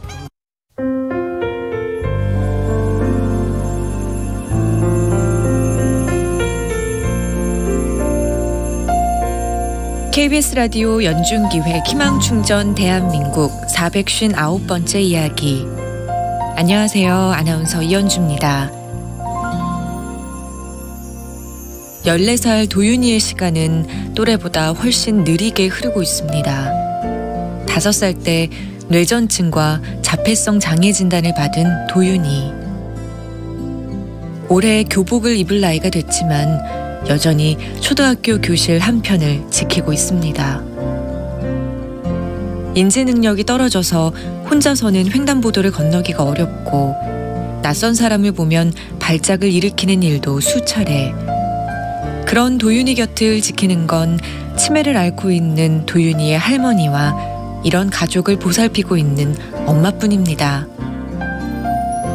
월세로 살고 있는 집은 집주인의 부채 때문에 경매로 넘어가서 보증금을 그냥 날리게 될지도 모르는데요. 벼랑 끝에선 도윤이 가족의 이 겨울이 따스함으로 가득 채워질 수 있도록 여러분이 힘이 돼주세요.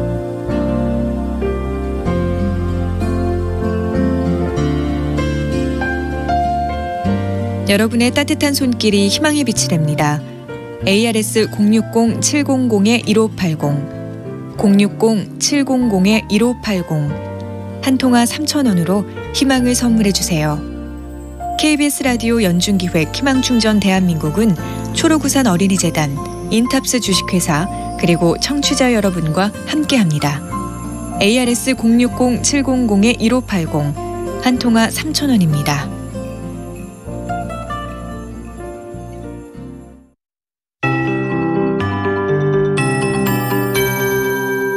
KBS 58분 날씨. 오늘 대부분 지역으로 맑은 하늘을 보였지만 절기 대설인 오늘 일부 강원 영동과 경북 동해안, 경북 북동 산지로는 비나 눈이 오기도 했습니다. 대설주의보도 내려지기도 했는데요. 하지만 앞으로의 눈의 양은 강원 산지 1cm 내외로 적겠고요. 오늘 밤부터 내일 오전 사이에 내륙에는 짙은 안개도 주의를 하셔야 되겠습니다. 강원 영동, 경북 동해안 이렇게 가끔 비 예보가 들어있고 산지로는 비나 눈으로 오겠습니다. 내일 새벽까지 동해안 쪽에 빗방울이 약간 더 떨어진 뒤 강수는 모두 그치겠습니다. 내일도 다른 지역은 맑은 하늘 이어지겠고요. 기온도 높게 오르겠습니다. 오늘 서울은 13.3도까지 오르면서 평년을 크게 웃돌았는데요. 거의 9도 안팎 밖으로 낮 기온이 평년보다 높은 지역이 많았습니다. 내일도 서울의 낮 최고 기온은 13도까지 오르겠고 목요일과 금요일도 11도의 낮 기온이 예상돼 당분간 평년을 크게 웃도는 기온 이어지겠습니다. 주말 휴일도 무난한데요. 다음 주 초반 월요일부터 아침에 다시 서울은 영하권의 추위가 찾아오겠습니다. 내일 낮 기온 서울 13도, 전국이 10도에서 16도 분포고요. 이렇게 기온이 높아지면서 미세먼지 농도는 대기 정체로 오늘 대부분 지역에 좋지 않겠고 내일은 서쪽 지역 중심으로 나쁘겠습니다. 지금 서울 기온 9.6도입니다. 최영우였습니다.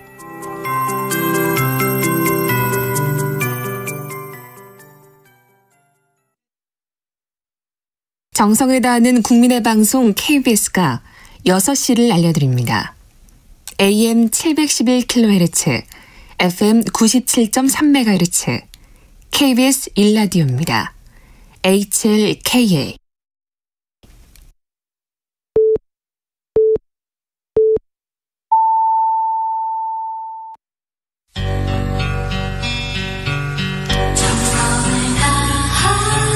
정성을 다하는 국민의 방송 KBS 주진우 라이브. 그냥 그렇다고요. 주진우 라이브 2부 시작했습니다. 지역에 따라 2부부터 들으시는 분들 계시죠? 아이고 1부가 좋았는데 지금 막 라디오 트신 분들 어서 오십시오. 잘 오십시오. 잘 오셨습니다. 못 들은 1부는 방송 끝나고 유튜브에서 주진우 라이브 검색해서 다시 들을 수 있습니다. 라디오 정보센터 다녀오겠습니다. 조진주 씨. 12세에서 17세 소아청소년에 대한 백신 이상 반응 비율이 전체 연령과 비교해 다소 낮은 것으로 나타났습니다. 문재인 대통령은 오는 12일부터 3박 4일 일정으로 호주를 국빈 방문합니다. 정부가 지난 9월 세종시에 국회 분원을 설치하는 국회법 개정안이 통과된 것을 계기로 세종시의 주택 공급을 늘리는 등 전폭적인 지원을 하기로 했습니다.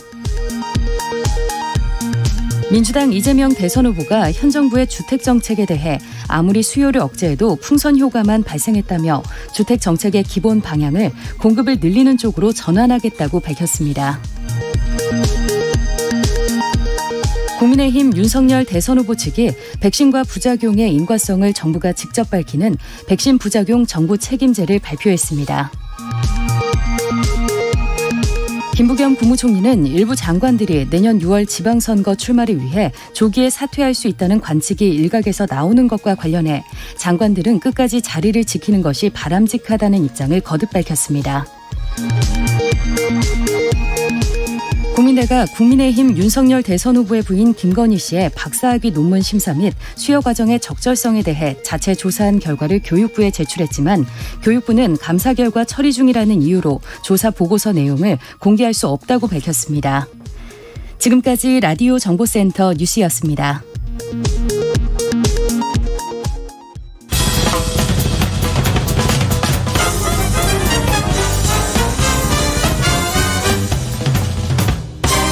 훅 인터뷰. 모두를 위한 모두를 향한 모두의 궁금증 훅 인터뷰. 국내 오미크론 변이 확진자가 30명을 넘어섰습니다. 서울대학가에서도 오미크론 감염자 나오면서 비상인데요. 오미크론 특징은 증상이 가볍고 전파력이 높다 이렇게 얘기합니다. 가벼운 감기 같다는 남아공 의사의 얘기도 있었는데요. 실제로는 어떤지 지금 오미크론 환자들 입원 치료 중인 인천의료원 조승연 원장과 이야기 나눠보겠습니다. 원장님 안녕하세요. 네, 안녕하세요. 오미크론 변이 확산세 심상치 않습니다. 원장님 현재 상황 어떻게 보고 계신지요? 네, 언론에서 보도되는 것과 큰 차이가 없는 것으로 생각하고 있습니다. 실제로 지금 전 세계적으로 지금 오미크론 비상이 걸려 있는데 우리나라도 이제 들어왔고 이것이 이제 얼마만큼 지역으로 확산될지를 지켜봐야 되는 상황이어서 뭐라 말씀드릴 수는 없겠지만 어쨌든 이 겨울의 상황과 맞물려서 확산세가 좀 많이 좀 심해지지 않을까 큰 걱정이 좀 되고 있습니다. 인천 의료원에 입원해 있는 오미크론 확진자는 몇 명이나 됩니까? 그리고 환자분들 상태는 어떻습니까? 네, 총 11분이 있었는데요. 네. 그중에서 이제 제일 먼저 입원했던 2분은 퇴원을 했습니다. 다 나아서요?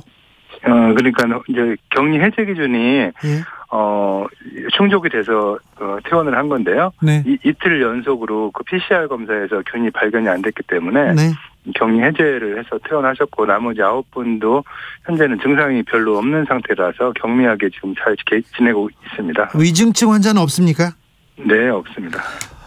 원장님께서 코로나 1호 환자도 치료하셨다고 하던데요. 네, 작년 1월 19일에 그 우한에서 오신 분이 네. 우리나라 1호 환자였었죠. 네. 그때도 그렇고 이번에 오미크론 변이 확진자 왔을 때 원장님 네. 솔직히 말해서 무섭지는 않으셨어요? 감염병, 신종 감염병은 다 무섭습니다. 예. 거기에 뭐 저야 직접 환자를 대면하는 지금 위치는 아닌데 실제로 대응하는 간호사나 의사들 입장은 상당히 두렵죠. 네. 그래서 그분들께 항상 감사하는 마음을 가지고 있습니다. 네. 오미크론 변이 확산에 있어서 우려되는 지점은 무엇입니까? 우려되는 지점은 일단은 지금 밝혀진 바에 따르면 그 전파 속도가 기존의 코로나 델타 바이러스 변이도 매우 잘 퍼지는 걸로 돼 있는데 그보다도 뭐 두 배 이상 잘 퍼진다고 하니까 결국은 전파자 확진자가 늘어나면 늘어날수록 당연히 위중증 환자도 통계적으로 늘어날 수밖에 없기 때문에 네. 그 부분들에 대한 의료 체계 부담 같은 것들이 큰 문제가 되지 않을까 하고 걱정됩니다. 다른 코로나 환자분들 상태는 어떤지요? 다른 일반적인 코로나는 그 위중증 환자들이 계속 지금 늘어나고 있어서 심각한 문제가 지금 되고 있지 않습니까? 예. 특히 고령층에 있어서는 여전히 뭐 높은 그 사망률도 보이고 있고, 네. 그리고 젊은 층에도 이제 아무래도 숫자가 늘어나다 보니까 중증 환자들이 생기고 있어요. 네. 그래서 이 부분들에 대한 치료가 앞으로 어떻게 진행될지 참 걱정입니다. 오미크론 전파력은 높은데 경상은 경미하다. 그래서 조금 그나마 좀 걱정을 덜 수 있지 않을까 이렇게 생각하는 사람들이 많습니다. 네, 그랬으면 하는 바람이죠. 예. 외국에서 뭐 독일인가 거기서 어떤 의사가 크리스마스 선물이라고까지 표현을 했잖아요. 네.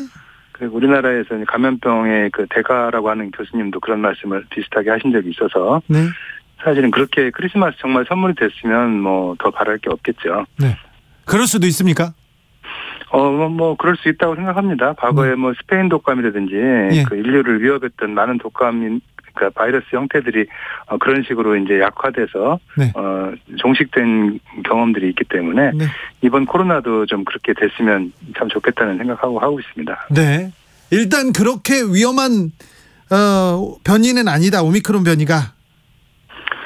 그럴 가능성이 있다는 거죠. 아직은 사실은 이게 몇 명 안 생겼기 때문에 전 세계적으로도 뭐 보고된 게 몇백 케이스에 불과하잖아요. 네. 그러다 보니까 알 수는 없는 상태입니다만은 그래도 지금 중증 환자들이 많이 나온다고 보고하는 거에 비하면 희망적이라고 할 수 있겠죠. 그렇다고 안심할 수도 없죠. 오미크론 변이. 그럼요. 네네. 네. 1719님께서 코로나 백신이 오미크론한테는 무용지물인가요? 이렇게 물어봅니다. 그렇진 않습니다. 델타 바이러스 변이도 뭐 기존에 나왔던 코로나의 그 처음에 했던 형태에 비해서는 돌파 감염이 많이 생긴다고 걱정을 했었잖아요. 네. 오미크론인도 그렇고 어차피 코로나라는 기본적인 바이러스 형태는 갖추고 있기 때문에 어느 정도의 항체 효과는 있다고 봐야죠. 네. 어제 이재명 후보가 인천의료원 방문했습니다. 무슨 얘기 나누셨어요? 이재명 후보님은 원래 그 성남의료원 설립할 때부터 공공의료에 관심이 많으셨고 네. 또 보건의료 쪽에 원래 관심이 많으신 분으로 알고 있거든요. 네. 그래서 현 상황에 대해서 많은 걱정을 하셨고 특히 공공병원에서 열심히 일하는 의료진들에 대한 그 지원이 좀 강화돼야 되겠다 이런 얘기를 하셨고 네. 앞으로도 감염병에 대비한 공공의료 수준을 늘리고 강화시켜야 되겠다는 이런 말씀을 하셨습니다. 네. 의료진들은 뭐라고 하던가요? 의료진들도 그런 말 듣고 많이 힘을 얻었죠. 그래요? 네네. 싫어하진 않았군요. 네. 원장님은 뭐라고 하셨어요? 뭐 이거는 좀 고쳐주십시오. 이렇게 대선 후보니까 얘기했을 거 아닙니까? 저는 이제 어쨌든 지금 사실은 이게 우리나라가 겨우 한 5천 명 정도 발생한 걸 가지고도 지금 나라가 아주 시끄럽잖아요. 예. 이제 대부분의 외국을 보면 뭐 수만 명씩 발생하고 이런 상황을 겪었는데 우리나라는 이제 이 정도 가지고 이러는 걸 보면 얼마나 사실은 문제가 있다고 생각이 됩니다. 사실 병상 수로 따지면 우리나라가 세계에서 가장 많은 나라거든요. 네. 그럼에도 불구하고 이 정도의 보건의료의 재난 상황이 이제 우려될 정도면 쉽게 말해서 필수 의료 서비스에 대한 대비는 아주 좀 낮은 수준이라고밖에 볼 수가 없거든요. 네. 네, 그래서 그 부분에 대해서 심각하게 생각하고 있고 어쨌든 코로나를 계기로 해서 그런 것들을 좀 정상화시키는 그런 상황이 됐으면 좋겠습니다. 코로나 장기화로 의료진들 힘들게 버티고 있습니다. 특별히 공공병원에 있는 의사, 간호사 그리고 또 사무직 직원들의 노력으로 지금까지 버티고 있는데 지금 현장에 필요한 대책은 무엇입니까? 사실은 뭐 대책이라기보다는 아쉽죠. 그동안 2년이나 벌써 지금 돼서 예. 사실 많이 지쳤고 했는데도 불구하고 사실 나아진 게 없어요. 의료진들 보강 문제라든지 뭐 여러 가지 공공병상을 늘리는 문제들은 사실은 여전히 뭐 4차 대유행이 오더라도 큰 차이가 없이 지금 있기 때문에 네. 참 상당히 아쉽습니다. 시간이 많이 지났는데 이제부터라도 좀 공공병상을 늘리고 또 공공병원들의 인력을 확충하는 것들에 대한 정부의 전폭적인 좀 정책 전환이 필요할 걸로 생각하고 있고요. 네. 일단 현재 있는 인력들에 대해서는 좀 많은 격려와 지지를 좀 보내줬으면 좋겠고 네. 또 사람이 가장 중요한 거는 당장보다도 앞으로 이것이 이렇게 좋아질 거다라는 비전이거든요. 네. 그런 것들에 대한 지속적인 어떤 비전 제시 같은 것들이 확실하게 있어줬으면 네. 좋겠습니다. 격려와 지지도 중요하지만 좀 걸맞는 보수, 돈도 좀 많이 줬으면 좋겠어요. 네, 그것도 뭐 당연히 필요하죠. 네. 앞서 우리나라 병상 수가 세계적으로 많다. 이거는 민간 의료기관 병상 수를 다 포함한 거죠? 그렇습니다. 공공병상 수는 세계에서 가장 적어요. 우리나라가. 전체 병원의 5%밖에 안 되는데 네. 사실은 지금 코로나를 보고 있는 공공병원이라고 치면 이제 소위 지역 거점 병원이라고 하는 지방 의료원들인데 네. 전체 병상의 1%밖에 안 됩니다. 네.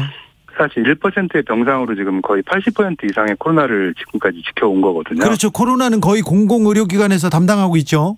네네. 그러니까 참 어렵게 지내왔습니다. 네, 네, 고생 많으세요. 네. 내년 2월부터 청소년 방역 패스가 이렇게 적용이 되는데요. 여기에 논란이 커지고 있습니다. 학습권 침해한다는 반발도 있는데 원장님께서는 어떻게 보십니까? 저는 일단 임상 의사로서 일단은 백신이라는 거에 대한 과학적인 효과와 필요성에 대한 공감이 필요할 거라고 생각해요. 네. 일단 백신이라는 거는 거기서 생길 수 있는 여러 가지 부작용이나 합병증보다는 효과가 훨씬 좋은 걸로 이미 밝혀져 있어서 예. 대부분의 전 세계에서 권장하고 있는 상황이잖아요. 네. 그러니까 거기에 대한 부작용에 대한 걱정 같은 것들은 좀 학자들이나 이런 전문가들의 말을 믿고 좀 따르셨으면 좋겠고 네. 또 한 가지 사회적 측면은 결국은 민주주의라는 거는 어떤 자유를 누릴 권리가 있으면 책임도 있기 마련 아니겠습니까? 네.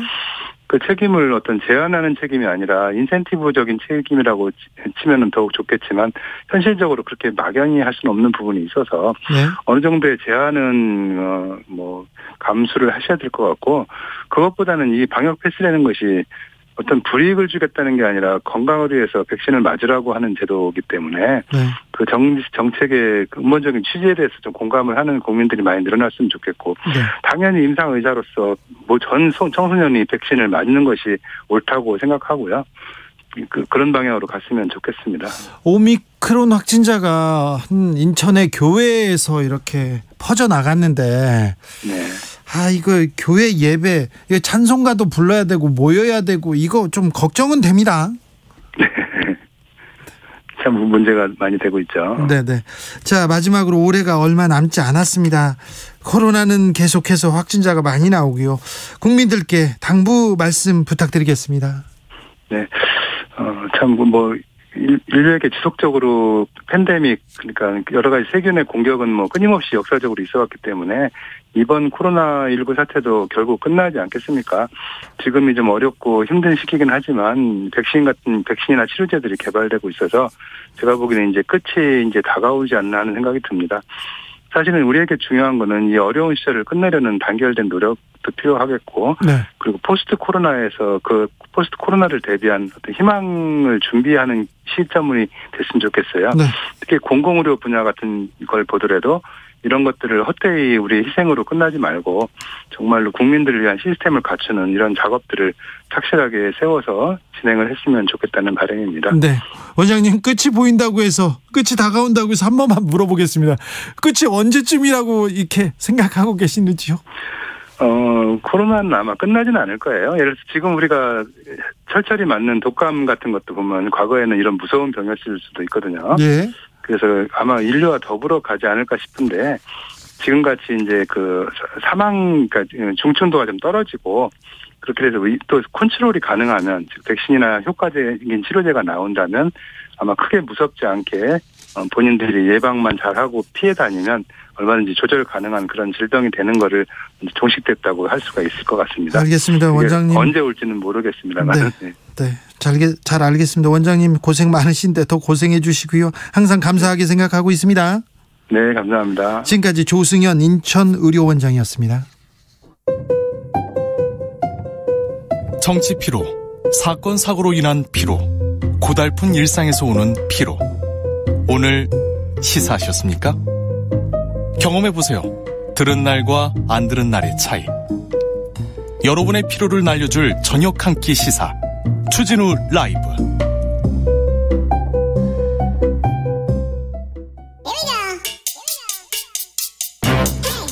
뉴스를 향한 진지한 고민, 기자들의 수다. 라이브 기자실을 찾은 오늘의 기자는 은지옥이요. 시사인 김은지입니다. 오늘 준비한 첫 번째 뉴스부터 가볼까요? 네, 대선이 다가올수록 정치권에 자주 등장하는 단어가 있습니다. 뭐죠? 후보 단일화인데요. 네, 후보 단일화의 시즌이 다가왔습니다. 네, 물론 다른 단어도 많이 등장하지만 유달리 자주 나온다라고 볼 수 있는데요. 가장 큰 변수가 되기도 하고요. 그렇죠. 어제 국민의힘 선대위가 출범하면서 여야 대선 레이스가 본격 신호탄 쏘았다 이렇게 볼 수 있는데 네. 국민의힘으로 복귀한 김종인 총괄선대대책위원장도 첫 메시지로 후보 단일화 관련된 내용 냈습니다. 예. 안철수 국민의당 대선 후보를 향해서 스스로 윤석열 후보가 단일화 후보가 될 수 있도록 해주면 되는 것이다. 이렇게 이야기하면서 단일화 압박을 시작한 건데요. 이미 4.7 서울시장 보궐선거에서도 그렇게 이야기한 적이 있습니다. 네. 김 위원장은 안철수 후보를 그때 굉장히 압박을 한 바가 있는데. 근데 안철수 후보는 심상정 후보를 만나러 갔더라고요. 네, 그렇습니다. 제3지대 공조 방안에 대해서 논의하겠다라고 하면서 안철수, 심상정 두 후보가 만나서 이야기를 했고요. 이 자리에서 결선 투표제 도입 등 선거제 개혁에 대한 목소리 모으기로 했다라고 합니다. 네. 그런데도 사람들이 가장 관심 갖는 건 그럼 두 사람이 또 힘을 합치냐라고 하는 것이 단일화까지 이어지냐라는 그렇죠. 거 아니겠습니까? 네. 그에 대해서 질문이 기자들이 많이 했는데요. 우선은 선을 그었습니다. 아무튼 대선 때마다 후보 단일화가 가장 큰 이슈였던 것 같아요. 시도도 여러 번 있었어요. 네, 1987년 직선 재개헌 이후에 자주 봤던 풍경입니다. 네. 시도가 있었다고 다 이뤄진 건 아닌데요. 네. 하지만 살펴보면 정말 많았습니다. 어떻게 보면 기존 정당들이 제대로 인물 배출하지 못해서 그 욕구들이 계속 펼쳐졌다 이렇게 볼 수 있는 건데요. 예. 87년에는 김대중, 김영삼 유명한 이야기죠. 예. 97년에는 김대중, 김종필, 2002년에는 노무현, 정몽준, 예. 2007년에도 잠깐 있었지만 되진 않았었고요. 2012년에 문재인, 안철수, 네. 심지어 2017년에도 잠깐 이야기가 나왔었는데요. 홍준표, 안철수까지도 있었습니다. 네. 예, 그런데 이제 실제로 이루어진 단일화는 정확히 2번이라고 할 수 있고요. 네. 나머지 한 번은 이제 안철수 후보가 포기한 적 있는 건데요. DJP 연합이 단일화라고 봐야 되는 거죠? 네, 그렇습니다. 최초 정권 교체 일어났던 1997년 김대중, 김종필 후보 단일화가 그 당시 아주 큰 화제를 모았었는데. 그리고 또 성공한 단일화로는 2002년이 있었고요. 네, 그렇죠. 왜냐하면 결과적으로 이 단일화를 이뤄내서 이후에 대선까지 승리했기 때문에 성공했다 이렇게 볼 수 있는데요. 아, 노무현, 정몽준 후보 단일화 협상, 아이고 정말 뜨거웠습니다. 아우. 하루 저녁에는 만나서 된다. 그 다음 날은 안 된다. 된다 안 된다. 막판까지. 아, 네.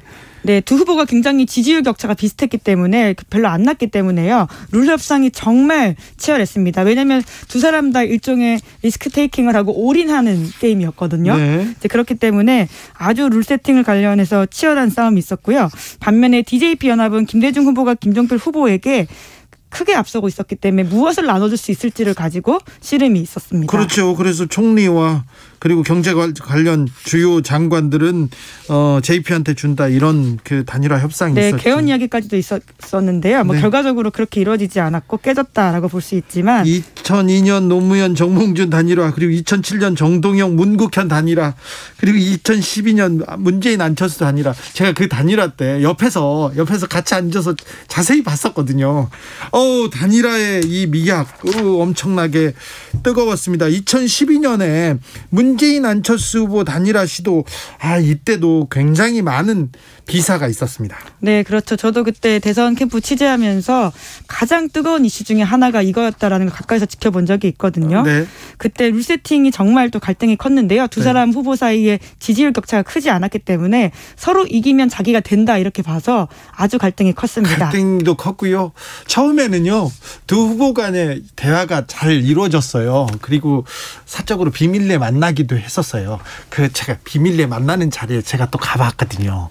그런데 처음에는 화기애애했는데 나중에는요, 틀어져가지고 그리고 틀어져가지고 서로 얘기를 안 해서 굉장히 애를 먹었어요. 네, 결과적으로는 안철수 후보가 전격 사퇴하는 형식으로 단일화가 끝났는데 네. 그러다 보니까 시너지를 내지 못한 단일화였다라는 이야기들이 많습니다. 결과적으로 박근혜 후보가 승리했기 때문에 그런 평가를 받을 수 없는 상황이긴 한데요. 네. 그러니까 지금까지 단일화 역사들을 짚어보면 어떤 조건과 환경일 때 단일화가 이루어지고 또 그 이후에 어떤 시너지를 낼 수 있는지를 살펴볼 수 있어서 이번 2022년 대선에서도 과거의 사례들을 보면 이루어질지 말지 좀 가늠해 볼 수 있을 것 같습니다. 지금 이재명, 윤석열 후보 굉장히 박빙인데 만약에 단일화가 이루어진다면 어떻게 또 영향이 미칠지, 이루어지지 않는다면 또 결과는 어떻게 나올지, 이 단일화 막판 마지막 중요한 변수가 될 수도 있습니다.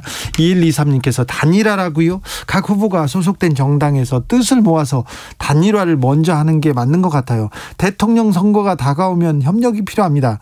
요즘 문국현은 뭐 하는지 주 기자님 아시나요? 문국현 후보가 그때 당시에 후보로 나와서 대선 캠페인 했을 때 어떻게 했는지는 제가 잘 압니다. 요새도 성공한 기업인으로 이후에 인생을 정치권에서는 발을 끊고 가서 기업인으로 다시 되돌아가셨어요. 그래서 이쪽은 쳐다보지 않겠다고 이렇게 하셨는데 지금은 잘 지내시는지 정치권을 떠나서 행복한지 모르겠습니다. 자, 다음으로 만나볼 뉴스는요. 네, 박근혜 정부 당시 국정원이 세월호 재판을 하던 판사도 사찰했다라는 정황이 드러났습니다. 아니요, 유가족 사찰한 것까지는 알겠어. 유가족을 사찰한 것까지는 알겠는데 판사도 사찰했다고요? 네, 이제 그런 의혹이 이번에 사회적 참사 특별조사위원회에서 드러난 건데요. 네, 주진우 라이브에서 박근혜 정부 당시에 국정원이 세월호 유가족 사찰했다 이런 내용 꾸준히 전한 바가 있는데 관련된 재판을 한 판사 자료도 모았다라고 하는 것이 드러났습니다. 어떻게요?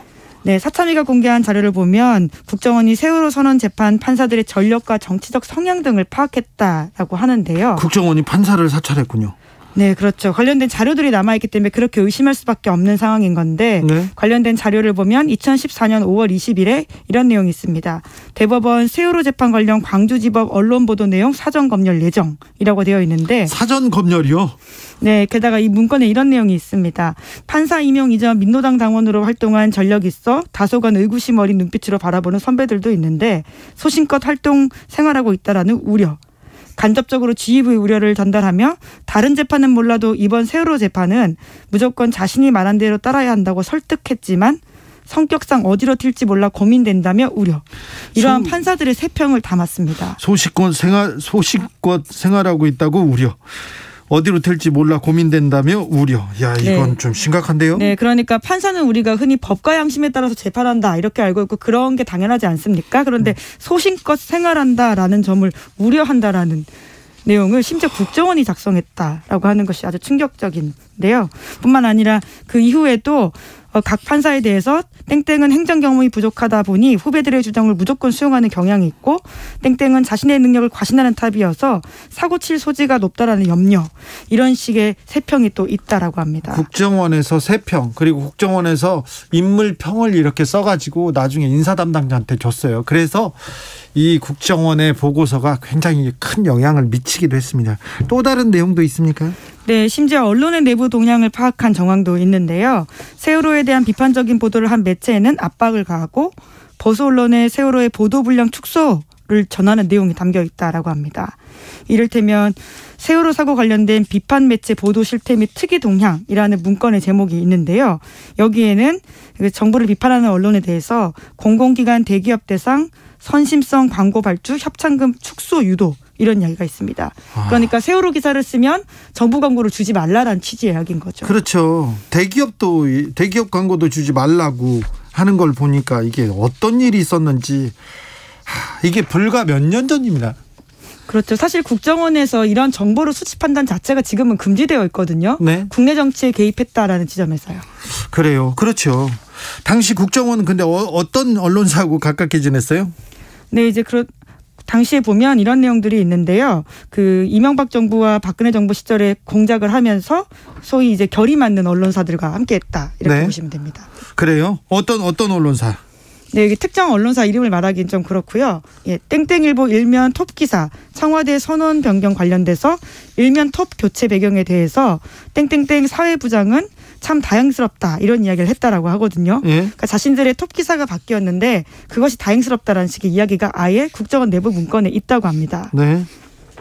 그리고요. 네, 뿐만 아니라 신문사들은 청와대 홍보수석실에서 세월호 침몰 사건에 대해 너무 많은 지명과 자극적 보도 등으로 국정 운영에 차질을 빚고 있다면서 스스로 보도를 줄인다 이런 식의 이야기를 했다라는 언급도 있다고 합니다. 국정원이 이런 지시를 하니까 그런 내용을 보도를 줄이겠다고 요청을 받고 수용했다 이렇게 보도합니다. 참 불과 몇 년 전에 이런 일이 있었습니다. 이 사람들이나 저 사람들이나 다 비슷하지. 아니요. 그게 아니에요. 완벽하게 다른 일들이 있었습니다. 몇 년 전까지만 해도 불과 몇 년 전까지만 해도 국정원 요원들이 따라다니면서 보고서를 씁니다. 민간인을 사찰하고 또 굉장히 비방합니다. 비난하고 나쁜 소문을 만들어서 그 사람을 사장시키는 일을 국정원 요원들이 했어요. 우리의 국정원 직원들이요. 제가 지금 들어오기 전에 DJ 사찰문건, 국정원의 사찰문건을 이렇게 구해서 보고 있었는데 국정원이 아예 김대중 전 대통령을 거의 과대망상증, 거의 정신병자 수준으로 이렇게 폄하합니다. 왜 그러냐면요. 그런 보고서를 써서 올리지 않습니까? 그러면 윗사람들이 좋아한대요. 그래서 더 편향적으로 더 나쁘게 썼다고 합니다. 네, DJ 시절도 사실은 정말 말이 안 되는 이야기인데 이게 불과 5년 전 이야기라고 한다면 네. 국정원은 안보를 책임지고 정보 전해야 되는 곳인데 내부 정치를 했다 이렇게 봐야 되겠죠. 그러니까요. 네. 저 같은 하찮은 기자들을 막 따라다니면서 제가 뭐 학력을 위조했다고 하고 제가 뭘 위조했다고 하고 그런 얘기를 해가지고 말도 안 되는 소문을 퍼뜨리고 포털 사이트에 조작하고 뭐 그랬었어요. 이 말이 안 되는 일이 지금 얼마 전까지 벌어지고 있었습니다. 지금 다시 몇 년 전 일을 생각하니까 좀 두렵기까지 합니다. 1935님께서 저는요 이재명 윤석열 단일화하면 좋을 것 같습니다 얘기했는데 네, 알겠어요. 네, 1935님 생각이라고요. 자, 마지막 뉴스 만나보겠습니다. 네, 미국이 베이징 올림픽 보이콧을 공식적으로 발표했습니다. 외교적 보이콧 하겠다는 거죠. 선수들은 참가하는데 정부에서는 나서지 않겠다. 네, 결국 이제 인권 문제에 대한 문제 때문에 지금 이렇게 결정을 했다라고 밝히고 있는데요. 네. 바이든 정부는 신장 지역에서의 인종에 대한 지속적인 집단 학살과 범죄 그리고 다른 인권 유린을 고려해서 베이징 2022년 겨울올림픽과 패럴림픽 경기에 외교 또는 공식 대표를 보내지 않겠다라고 공식적으로 밝혔습니다. 예. 바이든 대통령이 그 전부터 얘기했어요. 네, 일종의 암시를 하는 이야기들을 했기 때문에 이렇게 갈 수도 있겠다라는 예측이 나왔는데요. 실제로 이렇게 결정해서 내년 2월에는 외교 사절들이 가지 않게 되는 건데 단순히 미국이 가지 않는다라는 것이 아니라 이제 그것이 그 밖의 나라들에게 어떤 영향을 미칠지가 중요한 바로미터입니다. 그렇습니다. 내년 2월에 열리는 베이징 올림픽 우리한테는 굉장히 중요한데. 네, 이제 그럴 수밖에 없는 게요. 이제 그때 한국 정부의 고민은 남북 미중 정상이 한 자리에 만나서 한반도 평화 프로세스 재가동의 발판으로 삼겠다라는 거였거든요. 예. 그러니까 평창에서 있었던 그 중요한 사건들을 다시 한번 좀 재현해보겠다라는 야심이 있었는데 그렇죠. 지금으로서는 좀 어렵게 된 상황이 맞습니다. 왜냐하면 미국이 정부 대표단 불참을 선언함에 따라서 이 구상이 좀 멀어졌다라고 볼 수 있고요. 또 앞서서 IOC가 북한이 지난 여름 도쿄 여름 올림픽에 일방적으로 불참한 것에 대해서도 참가 자격을 이번에 박탈을 했거든요. 예. 여러모로 구상이 좀 어그러진 건 사실입니다. 3287님께서 내년 올림픽에서 남북 간의 진전이 있을 줄 알았는데 남북 한 발 가까워지기가 참 어렵습니다. 1719님께서 바이든 내 친구, 시진핑은 내 오랜 친구 하더니 속을 참 알 수가 없네요. 쉽지 않습니다.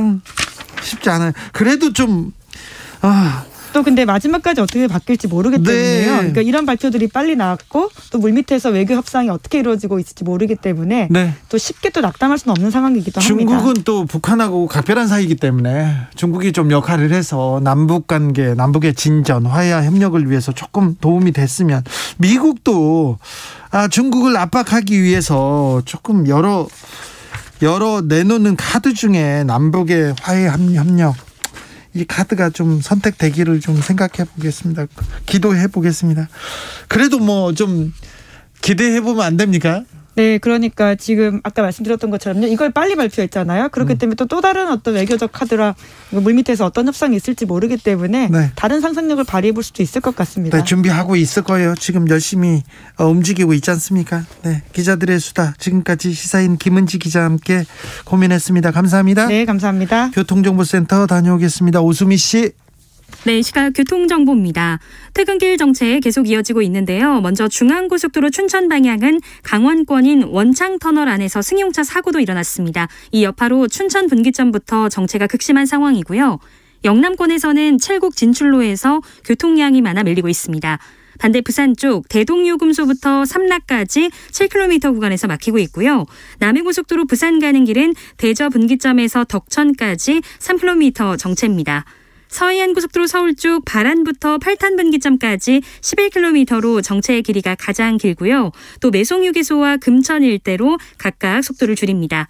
경부고속도로 서울 방향 금호 분기점 진출로 빠져나가기 어렵고 이후 경기권에서는 안성휴게소와 동탄, 신갈, 또 양재에서 반포까지 구간 속도가 떨어져 있습니다.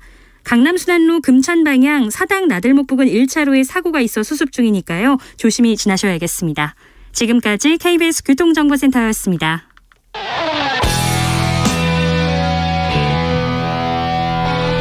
스치기만 해도 똑똑해진다. 드라이브 스루 시사 주진우 라이브.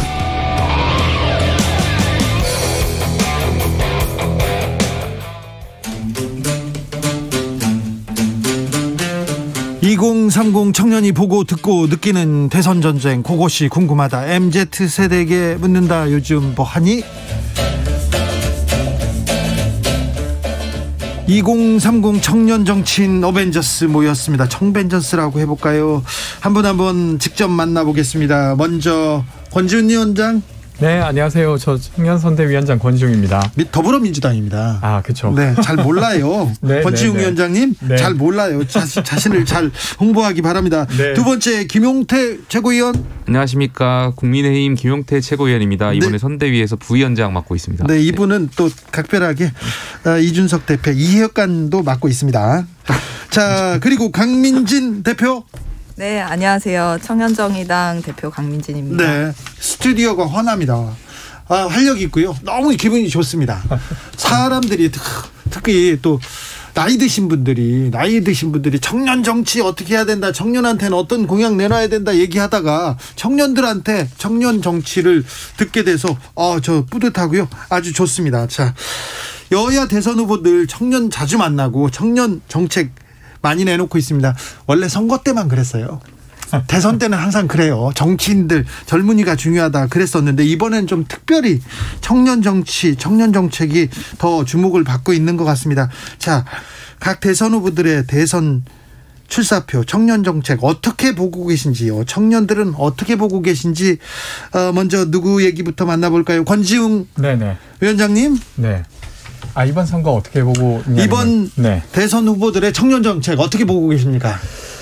일단 제가 더불어민주당이긴 해서 그런 것도 있지만 저는 지금 시대에 가장 풀어야 될 문제 불평등 문제인 것 같아요. 네. 그리고 또 하나 더는 거짓이 아니라 그리고 하는 척만이 아니라 정말로 변화를 만들어낼 어떤 정책 이런 것이 핵심인 것 같은데 그런 면에서는 현실 가능성이나 아니면 그전에 집행해왔던 경력이나 이런 것들이 있는 이재명 후보의 정책이 좀 설득력 있지 않을까 싶습니다. 윤석열 후보의 청년 정책은요?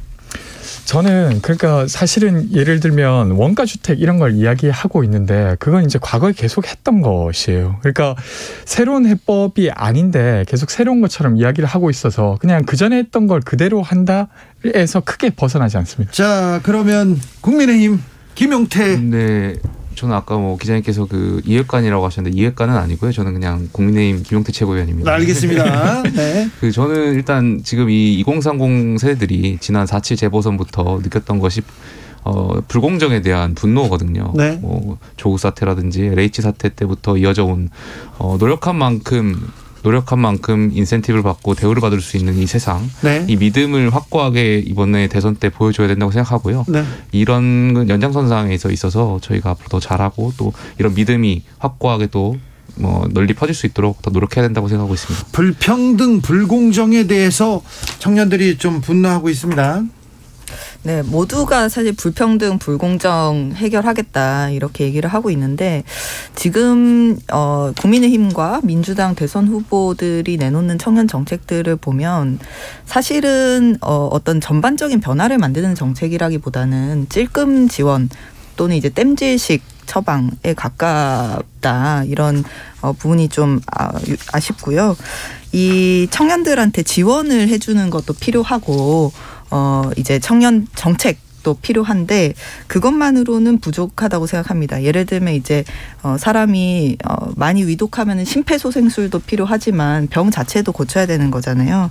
그렇듯이 이제 청년에 대한 심폐소생술, 청년에 대한 특별 지원 이런 부분도 필요한데 이 사회 전반적으로 좀 구조적으로 변화가 돼서 청년들이 좋은 일자리도 쉽게 얻을 수 있고 또 영끌 못해도 집다운 집에 살 수 있고 또 문화적으로도 좀 시대 변화에 맞춰서 그렇게 변화되는 것이 필요하지 않을까. 네. 그런데 이제 두 후보 사이에서는 그런 대책들이 잘 보이지 않는다 이렇게 평가합니다. 그런데요, 청년들의 마음이 민주당한테는 좀 떠나간 것 같아요. 불평등, 불공정 아까 지적했는데 네. 민주당한테 청년들의 마음이 좀 떠나간 건 느끼시죠?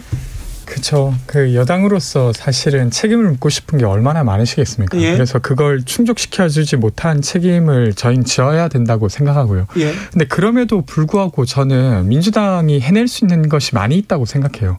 그래서 기본소득이나 기본주택도 사실은 별것 아닌 것 같아 보이지만 소득이나 자산이랑 상관없이 들어갈 수 있는 주택을 만들겠다는 것이고 그리고 예를 들면 지난 한 7월 정도에 그 150장의 이력서를 쓰고 돌아가신 한 청년이 있었습니다. 근데 그분은 아무리 복지 사각지대를 좁혀 나간다 하더라도 저는 아마 복지 영역망에서 찾기가 어려웠을 뿐일 것 같아요. 근데 그런 일들을 줄이고자 이렇게 노력하고 있다고 말씀드리고 싶습니다. 네.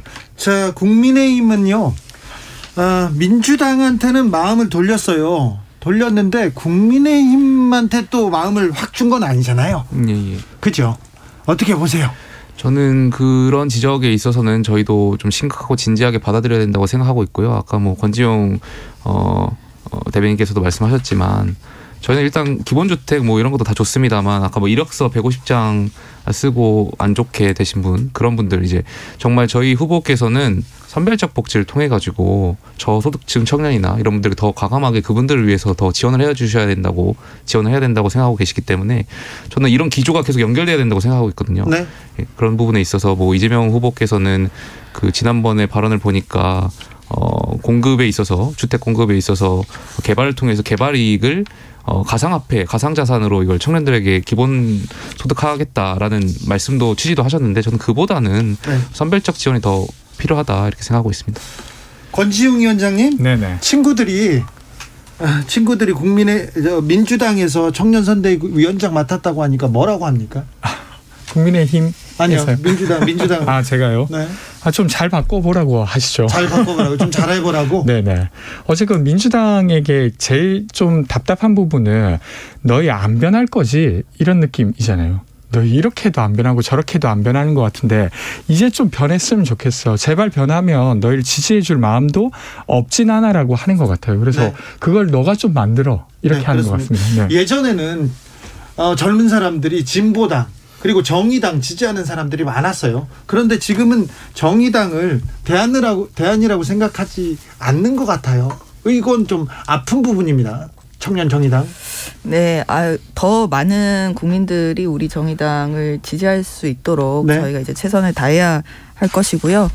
다만 이제 지금 정의당 지지층을 보면요, 이 20대의 지지율이 다른 어느 세대의 지지율보다 높습니다. 한 2배 정도 차이가 나거든요. 그래서 지금 정의당은 청년들의 지지가 정의당 전체 지지율을 견인하고 있는 상황이다. 특히 이제 청년 중에서도 여성 청년들이 많이 지지를 하시고요. 네. 이런 상황이어서 우리 당도 앞으로 더 청년 친화적인 그런 정당으로 나아가지 않을까 싶습니다. 그래도 세 후보 중에 비호감도는 심상정 후보가 제일 낫지 않나요? 그렇죠. 네. 압도적이죠. 네. 자, 그런데요. 김용태 최고위원. 네. 청년들이 왜 정치권에 왜 기성세대들을 이렇게 믿지 못하는 걸까요? 뭐 어디에서 실망했을까요? 글쎄요, 그 좋은 학벌을 가지고 좋은 또 권력을 가지고 그동안 앞뒤가 다른 분들을 많이 봐왔던 것 같아요. 이런 부분에 있어서 굉장히 많이 실망해 왔던 것도 사실이고, 그러니까 처음에 저희 그 문재인 정권이 시작할 때 많은 분들이 아마 희망을 가졌을 겁니다. 왜냐하면 이 실제로 어떤 목숨 걸고 민주화를 몸소 쟁취하셨던 분들이니까 이분들이야말로 사리사욕 없이 정말 이 나라를 잘 움직일 수 있을 거다, 이끌 수 있을 거다에 대한 희망이 있었는데 실제로 지난 4년간 그렇지 않았거든요. 여기에 대해서 굉장히 많은 청년들이 분노를 김용태 의원, 민주당은 이 정권은 뭘 그렇게 잘못한 것 같습니까? 그러니까 앞뒤가 달랐다는 거죠. 앞뒤가 달랐다. 위선적이었다 이렇게 보는 것 같습니다. 어떤 측면에서 어떤 사건이? 뭐 조국 사태만 한다고도 그렇고요. 예. 네, 조국 사건. 예, 뭐 대통령께서 말씀하시는 기회 공정하고 뭐 이런 표현들이 말이 안 맞는 것들이 굉장히 많았다는 것이죠. 저는 그런 지적은 뼈아프게 받아들이고 있습니다. 그러니까 실제로 그러니까 민주당이 잘한 거 많죠.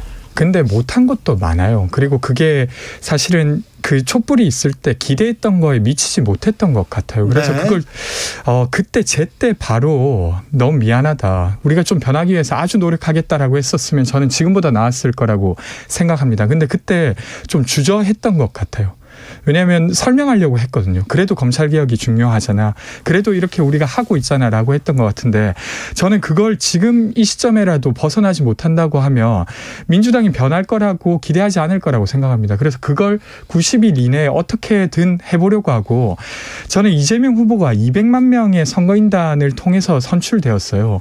그건 이 개인에 대한 열망이 아니라 정말 민주당 좀 바꿔줘 라고 하는 부분이라서 저는 승부의 주사기가 던져졌다고 생각합니다. 네.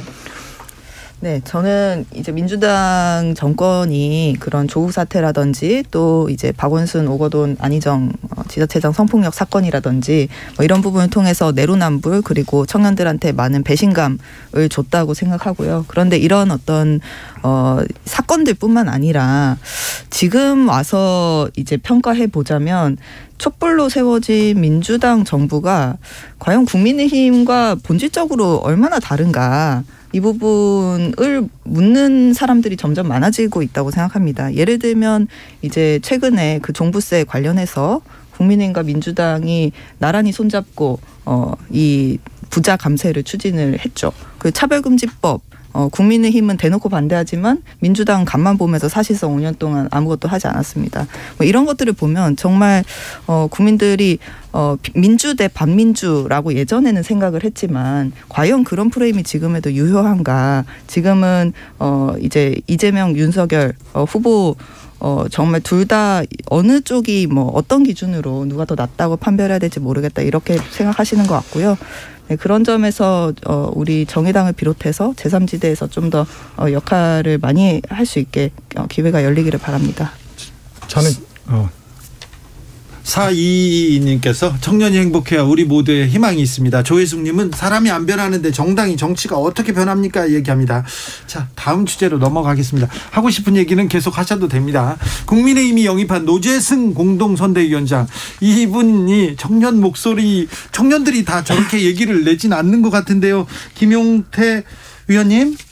예. 저는 그 노재승 위원장께서 관련해서는 SNS를 통해서 일단 해명을 하셨다고 보고요. 근데 그 부분에 있어서는 더 적극적인 해명이 필요하다고 생각하고 있습니다. 근데 더 중요한 것은 국민의힘 기조는 변함이 없습니다. 5.18 민주항쟁은 국가 폭력에 의해서 시민이 희생됐다고 하는 것에 있어서 저희 국민의힘은 인지하고 있고요. 이 부분에 의한 기조가 변함은 없다는 것을 말씀드리겠습니다. 근데 저는 그분을 지금 그 자리에 계속 두는 이상 사실은 그 입장을 받아들이는 거라고 봐야 될 것 같아요. 예를 들면 어떤 누군가가 집회를 통해서 자신의 의견을 피력하려고 할 때 사실 집회 현장이라고 하는 건 어다르고 아달라서 되게 불법화하기 되게 쉽습니다. 근데 불법 집회를 하면 실탄을 사용해도 좋다고 하거나 5.18과 관련해서는 해명을 했다 손 치더라도 저는 전두환은 그래도 정치를 잘했다라고 하는 윤 후보와 되게 맥을 같이 하고 있는 분이 아닌가. 그러니까 지금 선대위원장으로 공동선대위원장으로 있는 거 아닌가 이런 생각도 듭니다. 이 부분에 대해서는 김용태 의원님? 그 부분에 있어서는 제가 여기서 말씀드리는 건 좀 적절하지 않을 것 같고요. 노재승 위원장이 더 적극적으로 말씀해서 좀 본인의 어떤 의혹이나 이런 것들에 대해서 아니 지적 사항에 대해서 좀 본인이 더 적극적으로 해명하셔야 될 것 같습니다. 노재승 그 선임에 대해서 그분과 관련해서는 좀 결단이 있어야 된다고 보고요. 이제 사실 5.18에 대한 발언이라든지 또 집회에 대해서 실탄 사용 허용해야 된다 이런 부분들은 저는 굉장히 좀 섬뜩하기까지 했거든요. 무섭죠. 네. 개인적인 소회를 적은 SNS였다는데 개인적인 소회로 실탄을 발사 이거는 좀 섬뜩합니다. 그러니까 이분이 나이 있는 청년이신데 40년 전 독재 정권으로 돌아가는 걸 꿈꾸고 계신가 이런 생각까지 좀 들었습니다. 근데 저는 윤석열 후보가 좀 적극적으로 입장을 내야 된다고 생각합니다. 그러니까 이번에 김성태 전 의원을 임명하려고 할 때도 기억이 나지 않는다. 그러니까 예를 들면 불법 채용 자체가 기억이 나지 않는다고 하거나 조금 지나서는 3심 결과가 안 나왔으니까 그냥 해도 되지 않겠냐는 식의 이야기를 했어요. 사실 청년들에게 공정을 엄청 이야기하시면서 아주 명백하게 되게 불법 행위라고 여겨져서 사실은 판결까지 그러니까 징역 1년 판결까지 받은 건을 두고 잘 모르겠고 아직 판결 안 난 거 아니냐 이렇게 감쌌단 말이죠. 근데 지금 노재승 이분에 대해서도 입장을 안 낸다고 하는 건 사실상 감싸기가 아니냐 이런 의혹이 있을 것 같습니다. 김성태 의원 건에 대해서는 사실 저희가 국민 여러분들의 어떤 기대에 많이 미치지 못했다는 점이 있어서 굉장히 반성하고 넘어가야 될 부분이라고 생각하고 있습니다. 네. 저도 최고위에 하면서 이제 의결 과정에서 저도 김성태 의원이 올라왔을 때 사실 그 부분에 있어서 잠시 간과하고 있었습니다. 오래된 사건이었고 그 부분에 있어서 어떤 청년들이 공정에 대해서 당연히 지적하실 수 있는 부분이고 저는 그 이후에 저희가 좀 사태를 수습하기 위해서 이제 김성태 의원께서 사퇴를 하셨지만 그 이후의 부분에 있어서는 후보님께서라든지 아니면 책임 있는 분들이 사과가 필요하다고 저도 생각하고 있습니다. 저는 청년 공정을 논할 때요. 제가 지금껏 취재한 사건 중에 가장 좀 청년들한테 미안했던 사건이 강원랜드 채용 비리 사건이었어요. 이거는 모든 사람이 청탁자였어요. 모든 채용자들이. 이 문제는 굉장히 심각했던 문제였는데 또 그 문제에 대해서는 어떻게 생각하십니까? 김용태 최고위원님? 그 문제에 있어서 어쨌든 지금 법원 판결이 무죄 판결로 난 걸로 제가 알고 있어서 권성동 사무총장 그 부분에 있어서는 법원의 판결을 전 따라야 된다고 생각하고 있고요. 그분이 어떤 혐의에 연루됐고 어떻게 무죄를 받았는지에 대해서는 자세한 거는 저도 한번 다시 확인해봐야 될 것 같습니다. 근데 저희가 중요한 것은 그렇습니다. 민주당하고 다르다는 것은 저희가 실수를 할 수도 있습니다. 저희 후보나 저희 당이 부족한 부분도 있고요. 근데 저희는 어쨌든 그 과정에 있어서 인정하고 바로바로 사태를 해결하려고 하고 있는 이 자세가 있거든요. 그런 부분 노력하고 있으니까 그런 부분 좀 많이 지켜봐 주셨으면 좋겠습니다. 근데 사실은 권성동 의원 건은 지금까지 맨 마지막 판결 자체가 무죄일 뿐이지만 되게 그것이 그러니까 아주 직접적인 영향을 미쳤느냐 아니냐가 좀 남아 있을 뿐 사실 그런 행위를 했다는 건 거의 다 확인되었습니다. 근데 그걸 뻔히 알고도 지금 채용을 그러니까 계속 되게 주요 요직에 쓰고 있는 거잖아요. 그 사실은 저는 무시하는 행위라고 생각합니다. 불법 채용 정도는 권력자면 할 수도 있지라고 하는 메시지로 읽힐 우려가 저는 충분히 있을 것 같습니다. 그런 지점은 전혀 아니고요. 그렇게 해석은 안 하셨으면 좋겠습니다. 네, 이 채용 비리 문제가 이렇게 권력자들까지 다 얽혀서 많이 발생을 하는데 이 막상 채용 비리를 막기 위한 입법을 해야 되는 국회의원들이 지금 책임을 다하고 있지 않은 부분이 있고요. 그러니까 예를 들면 이제 채용 비리 자체를 처벌하는 법이 지금 없습니다. 그래서 김성태 의원 케이스 같은 경우도 이 채용 청탁을 받아서 부정 채용을 해준 사람은 벌을 받았는데 그 채용을 청탁한 사람 은 이제 무죄다 이런 식으로 판결이 난 바가 있잖아요. 네네. 이런 부분이 입법 공백이고 지금 채용비리 처벌법이 저희 정의당에서 발의가 돼 있으니까 네. 민주당 국민의힘 둘 다 응답하시길 바랍니다. 요즘 청년들이 웃을 일이 별로 없는 것 같습니다. 경쟁도 심하고요. 원래 세 분들 사석에서 이렇게 진지하진 않죠. 둘 서로 좀 만나서 술도 먹고 그렇습니까? 아직 술까지 못 먹었는데 그래도 인사는 하고. 네. 오며 가면 인사하고. 그렇습니까? 예. 정책 대결도 하고. 뭐 정책 대결은 따로 해야 하지 되는데 않습니다. 한번 시켜주시면 돼요. 자, 민주당 한번 시켜달라고요. 네. 자, 코로나가 조금 잠잠해지면 제가 한번 자리를 마련하겠습니다. 자, 지나가면서 얘기할 거 아니에요. 민주당은 국민의힘, 야, 니네 뭐는 잘하고 있어. 근데 뭐는 부족해. 이렇게 얘기하고 싶은 부분이 있습니까? 그러니까 국민의힘은 그래도 청년들이랑 소통하려고 노력하는 것 같아요. 그래서 그건 잘하고 있고. 과거에 없던 일입니다. 굉장히 노력하고 있는 게 있습니다. 네. 그래서 저희가 이제 그 부분은 더 배우겠다 이렇게 되고. 네. 근데 실제로 윤석열 후보가 대통령 후보지 않습니까? 근데 후보를 계속 숨기고 있어요. 사실상 최근에 후보가 제대로 발언하거나 이런 것이 없고 계속 누군가에게 둘러싸여서 후보를 계속 숨겨내고 있는 이것은 시민들 입장에서 사실은 후보를 보고 결정하는 거고 후보에게 우리의 권력을 위임하는 건데 정작 그 사람들은 숨어 다니고 그래 그 전에 했던 발언에 대한 사과도 없지 않습니까? 전혀 그렇지 않습니다. 저희 후보께서 뭐 숨어 다닌다고 말씀하시는데 뭐 오늘 9시에 21시에도 저희 대표와 후보께서 마포에서 또 시민분들 찾아뵙는 일도 있고요.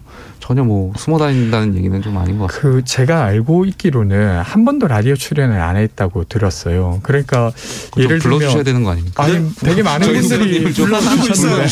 부르고 있는데 안 나옵니다. 많이 부르실 것 같은데. 이제 오시겠죠. 이게 윤핵관이라고 하는 이야기가 왜 나왔냐면 사실 이핵관 이건 저는 안 맞다고 생각합니다. 왜냐하면 이준석 후보가 숨어 다니거나 이런 상태에서 핵심 관계자를 통해서 말을 흘릴 때나 이런 핵관이라고 하는 게 따라붙는데 이준석 대표는 본인이 다 말을 그렇죠. 합니다. 그러니까 이핵관이란 말은 없는 말이죠. 실체가. 근데 윤핵관이란 말이 왜 나오게 됐냐라고 하면 본인이 자기의 생각을 직접 말하는 공간이 계속 줄어들고 그 이야기를 계속 물어 주변에 있는 사람들을 통해서 듣고 있는 거예요. 그러니까 저는 이렇게 정치하면 시민들이 결정하기 되게 어려워진다고 생각합니다. 네. 저 국민의힘에 대해서 잘했다고 생각하는 거는요. 일단 30대 당대표를 뽑은 거 잘하셨습니다. 그렇죠. 엄청난 변화죠. 네. 그런데 윤석열 후보가 대선 후보가 돼서 말짱 도루묵이 된 거 아닌가. 자, 어떻게 생각하십니까? 저도 뭐 민주당에 대해서 잘하고 있는 점 말씀드리면 저는 뭐 참 부러운 점으로 쇼를 참 잘하는 것 같습니다. 쇼를 또 예, 저희가 되게 많이 이건 칭찬해 주는 거 진짜 아니고 장점입니다. 뭐 정치는 쇼맨십이 필요하고 정치는 쇼다. 저희는 많이 본받아야 된다고 생각하고 있습니다. 네, 그래요. 그리고 또 이건 부족하다. 앞뒤가 좀 다르다는 거 아까 계속 지적했지만 뭐 좀 더 진정성 있게 청년들에게 다가가야 되지 않을까 생각하고 있습니다. 자, 그러면요 자기 후보가 다른 당 후보보다 이건 낫다. 좀 자랑하고 갑시다. 먼저 윤석열 후보. 저희 후보님은 뭐 많은 언론도 그렇고 많은 청년들이 사실 지적하는 부분도 아쉬운 점도 있습니다만 저희 후보님께서 가지고 있는 장점은 포장하거나 뭐 더 채우려고 하지 않는다는 것이죠. 그러니까 그분이 갖고 계신 어떤 헌법을 지키고자 하는 소신, 뭐 원칙을 지키고자 했던 원칙주의자였다는 그것이 저는 더하고 말고 뺄 것도 없이 그분이 가지고 있는 그 스토리 자체가 2030이 원하는 거라고 생각되고요.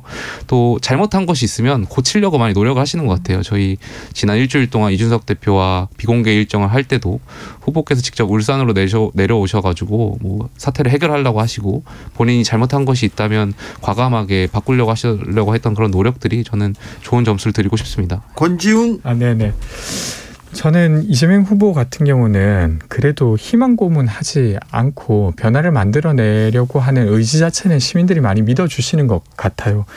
그리고 거기에다가 이제 불평등에 대한 입장이 아주 강하다고 저는 생각하는데요. 도시사를 할 때 올해 처음으로 갔던 일정이 뭐였냐면요. 그냥 먹거리 드림 코너에 가는 거였어요. 그러니까 소득이 없거나 어떤 어려움에 처해진 사람들이 먹거리가 없을 때 그냥 가지고 갈 수 있게 하는 것에 첫 일정으로 갔던 거죠. 그러니까 뭐 무상교복이라든지 성남의료원이라든지 일관되게 좀 더 약자화된 사람들 입장에서 서려고 하는 점 자체는 아주 좀 높이 살 만하지 않나 싶습니다. 그러니까 이런 점을 저희가 배워야 된다니까요. 이런 쇼맨십이나 이런 것들 있잖아요. 강민진 대표. 그 아까 민주당 칭찬 못 해드렸는데 네. 민주당에서 요즘 청년 영입 뭐 많이 하시고 네. 그렇게 하시는 거 네. 좋다고 생각하고요. 근데 너무 장식품으로만 활용하는 거 아니냐, 쓰다 버리는 거 아니냐, 뭐 이런 생각이 듭니다. 네. 일단 심상정 후보의 장점은요. 우리 심상정 후보는 범죄 의혹이 없습니다. 알겠습니다. 그리고 심상정 후보가 되면 주 4일제가 됩니다. 자, 청년들 얘기 들어봤습니다. 권지웅, 김용태, 강민진 감사했습니다. 네. 한 번 더 들어가겠어요? 감사합니다. 고맙습니다. 오늘 돌발 퀴즈의 정답은 베이징이었습니다. 저는 여기서 인사드리고 내일 오후 5시 5분에 돌아오겠습니다. 지금까지 주진우였습니다.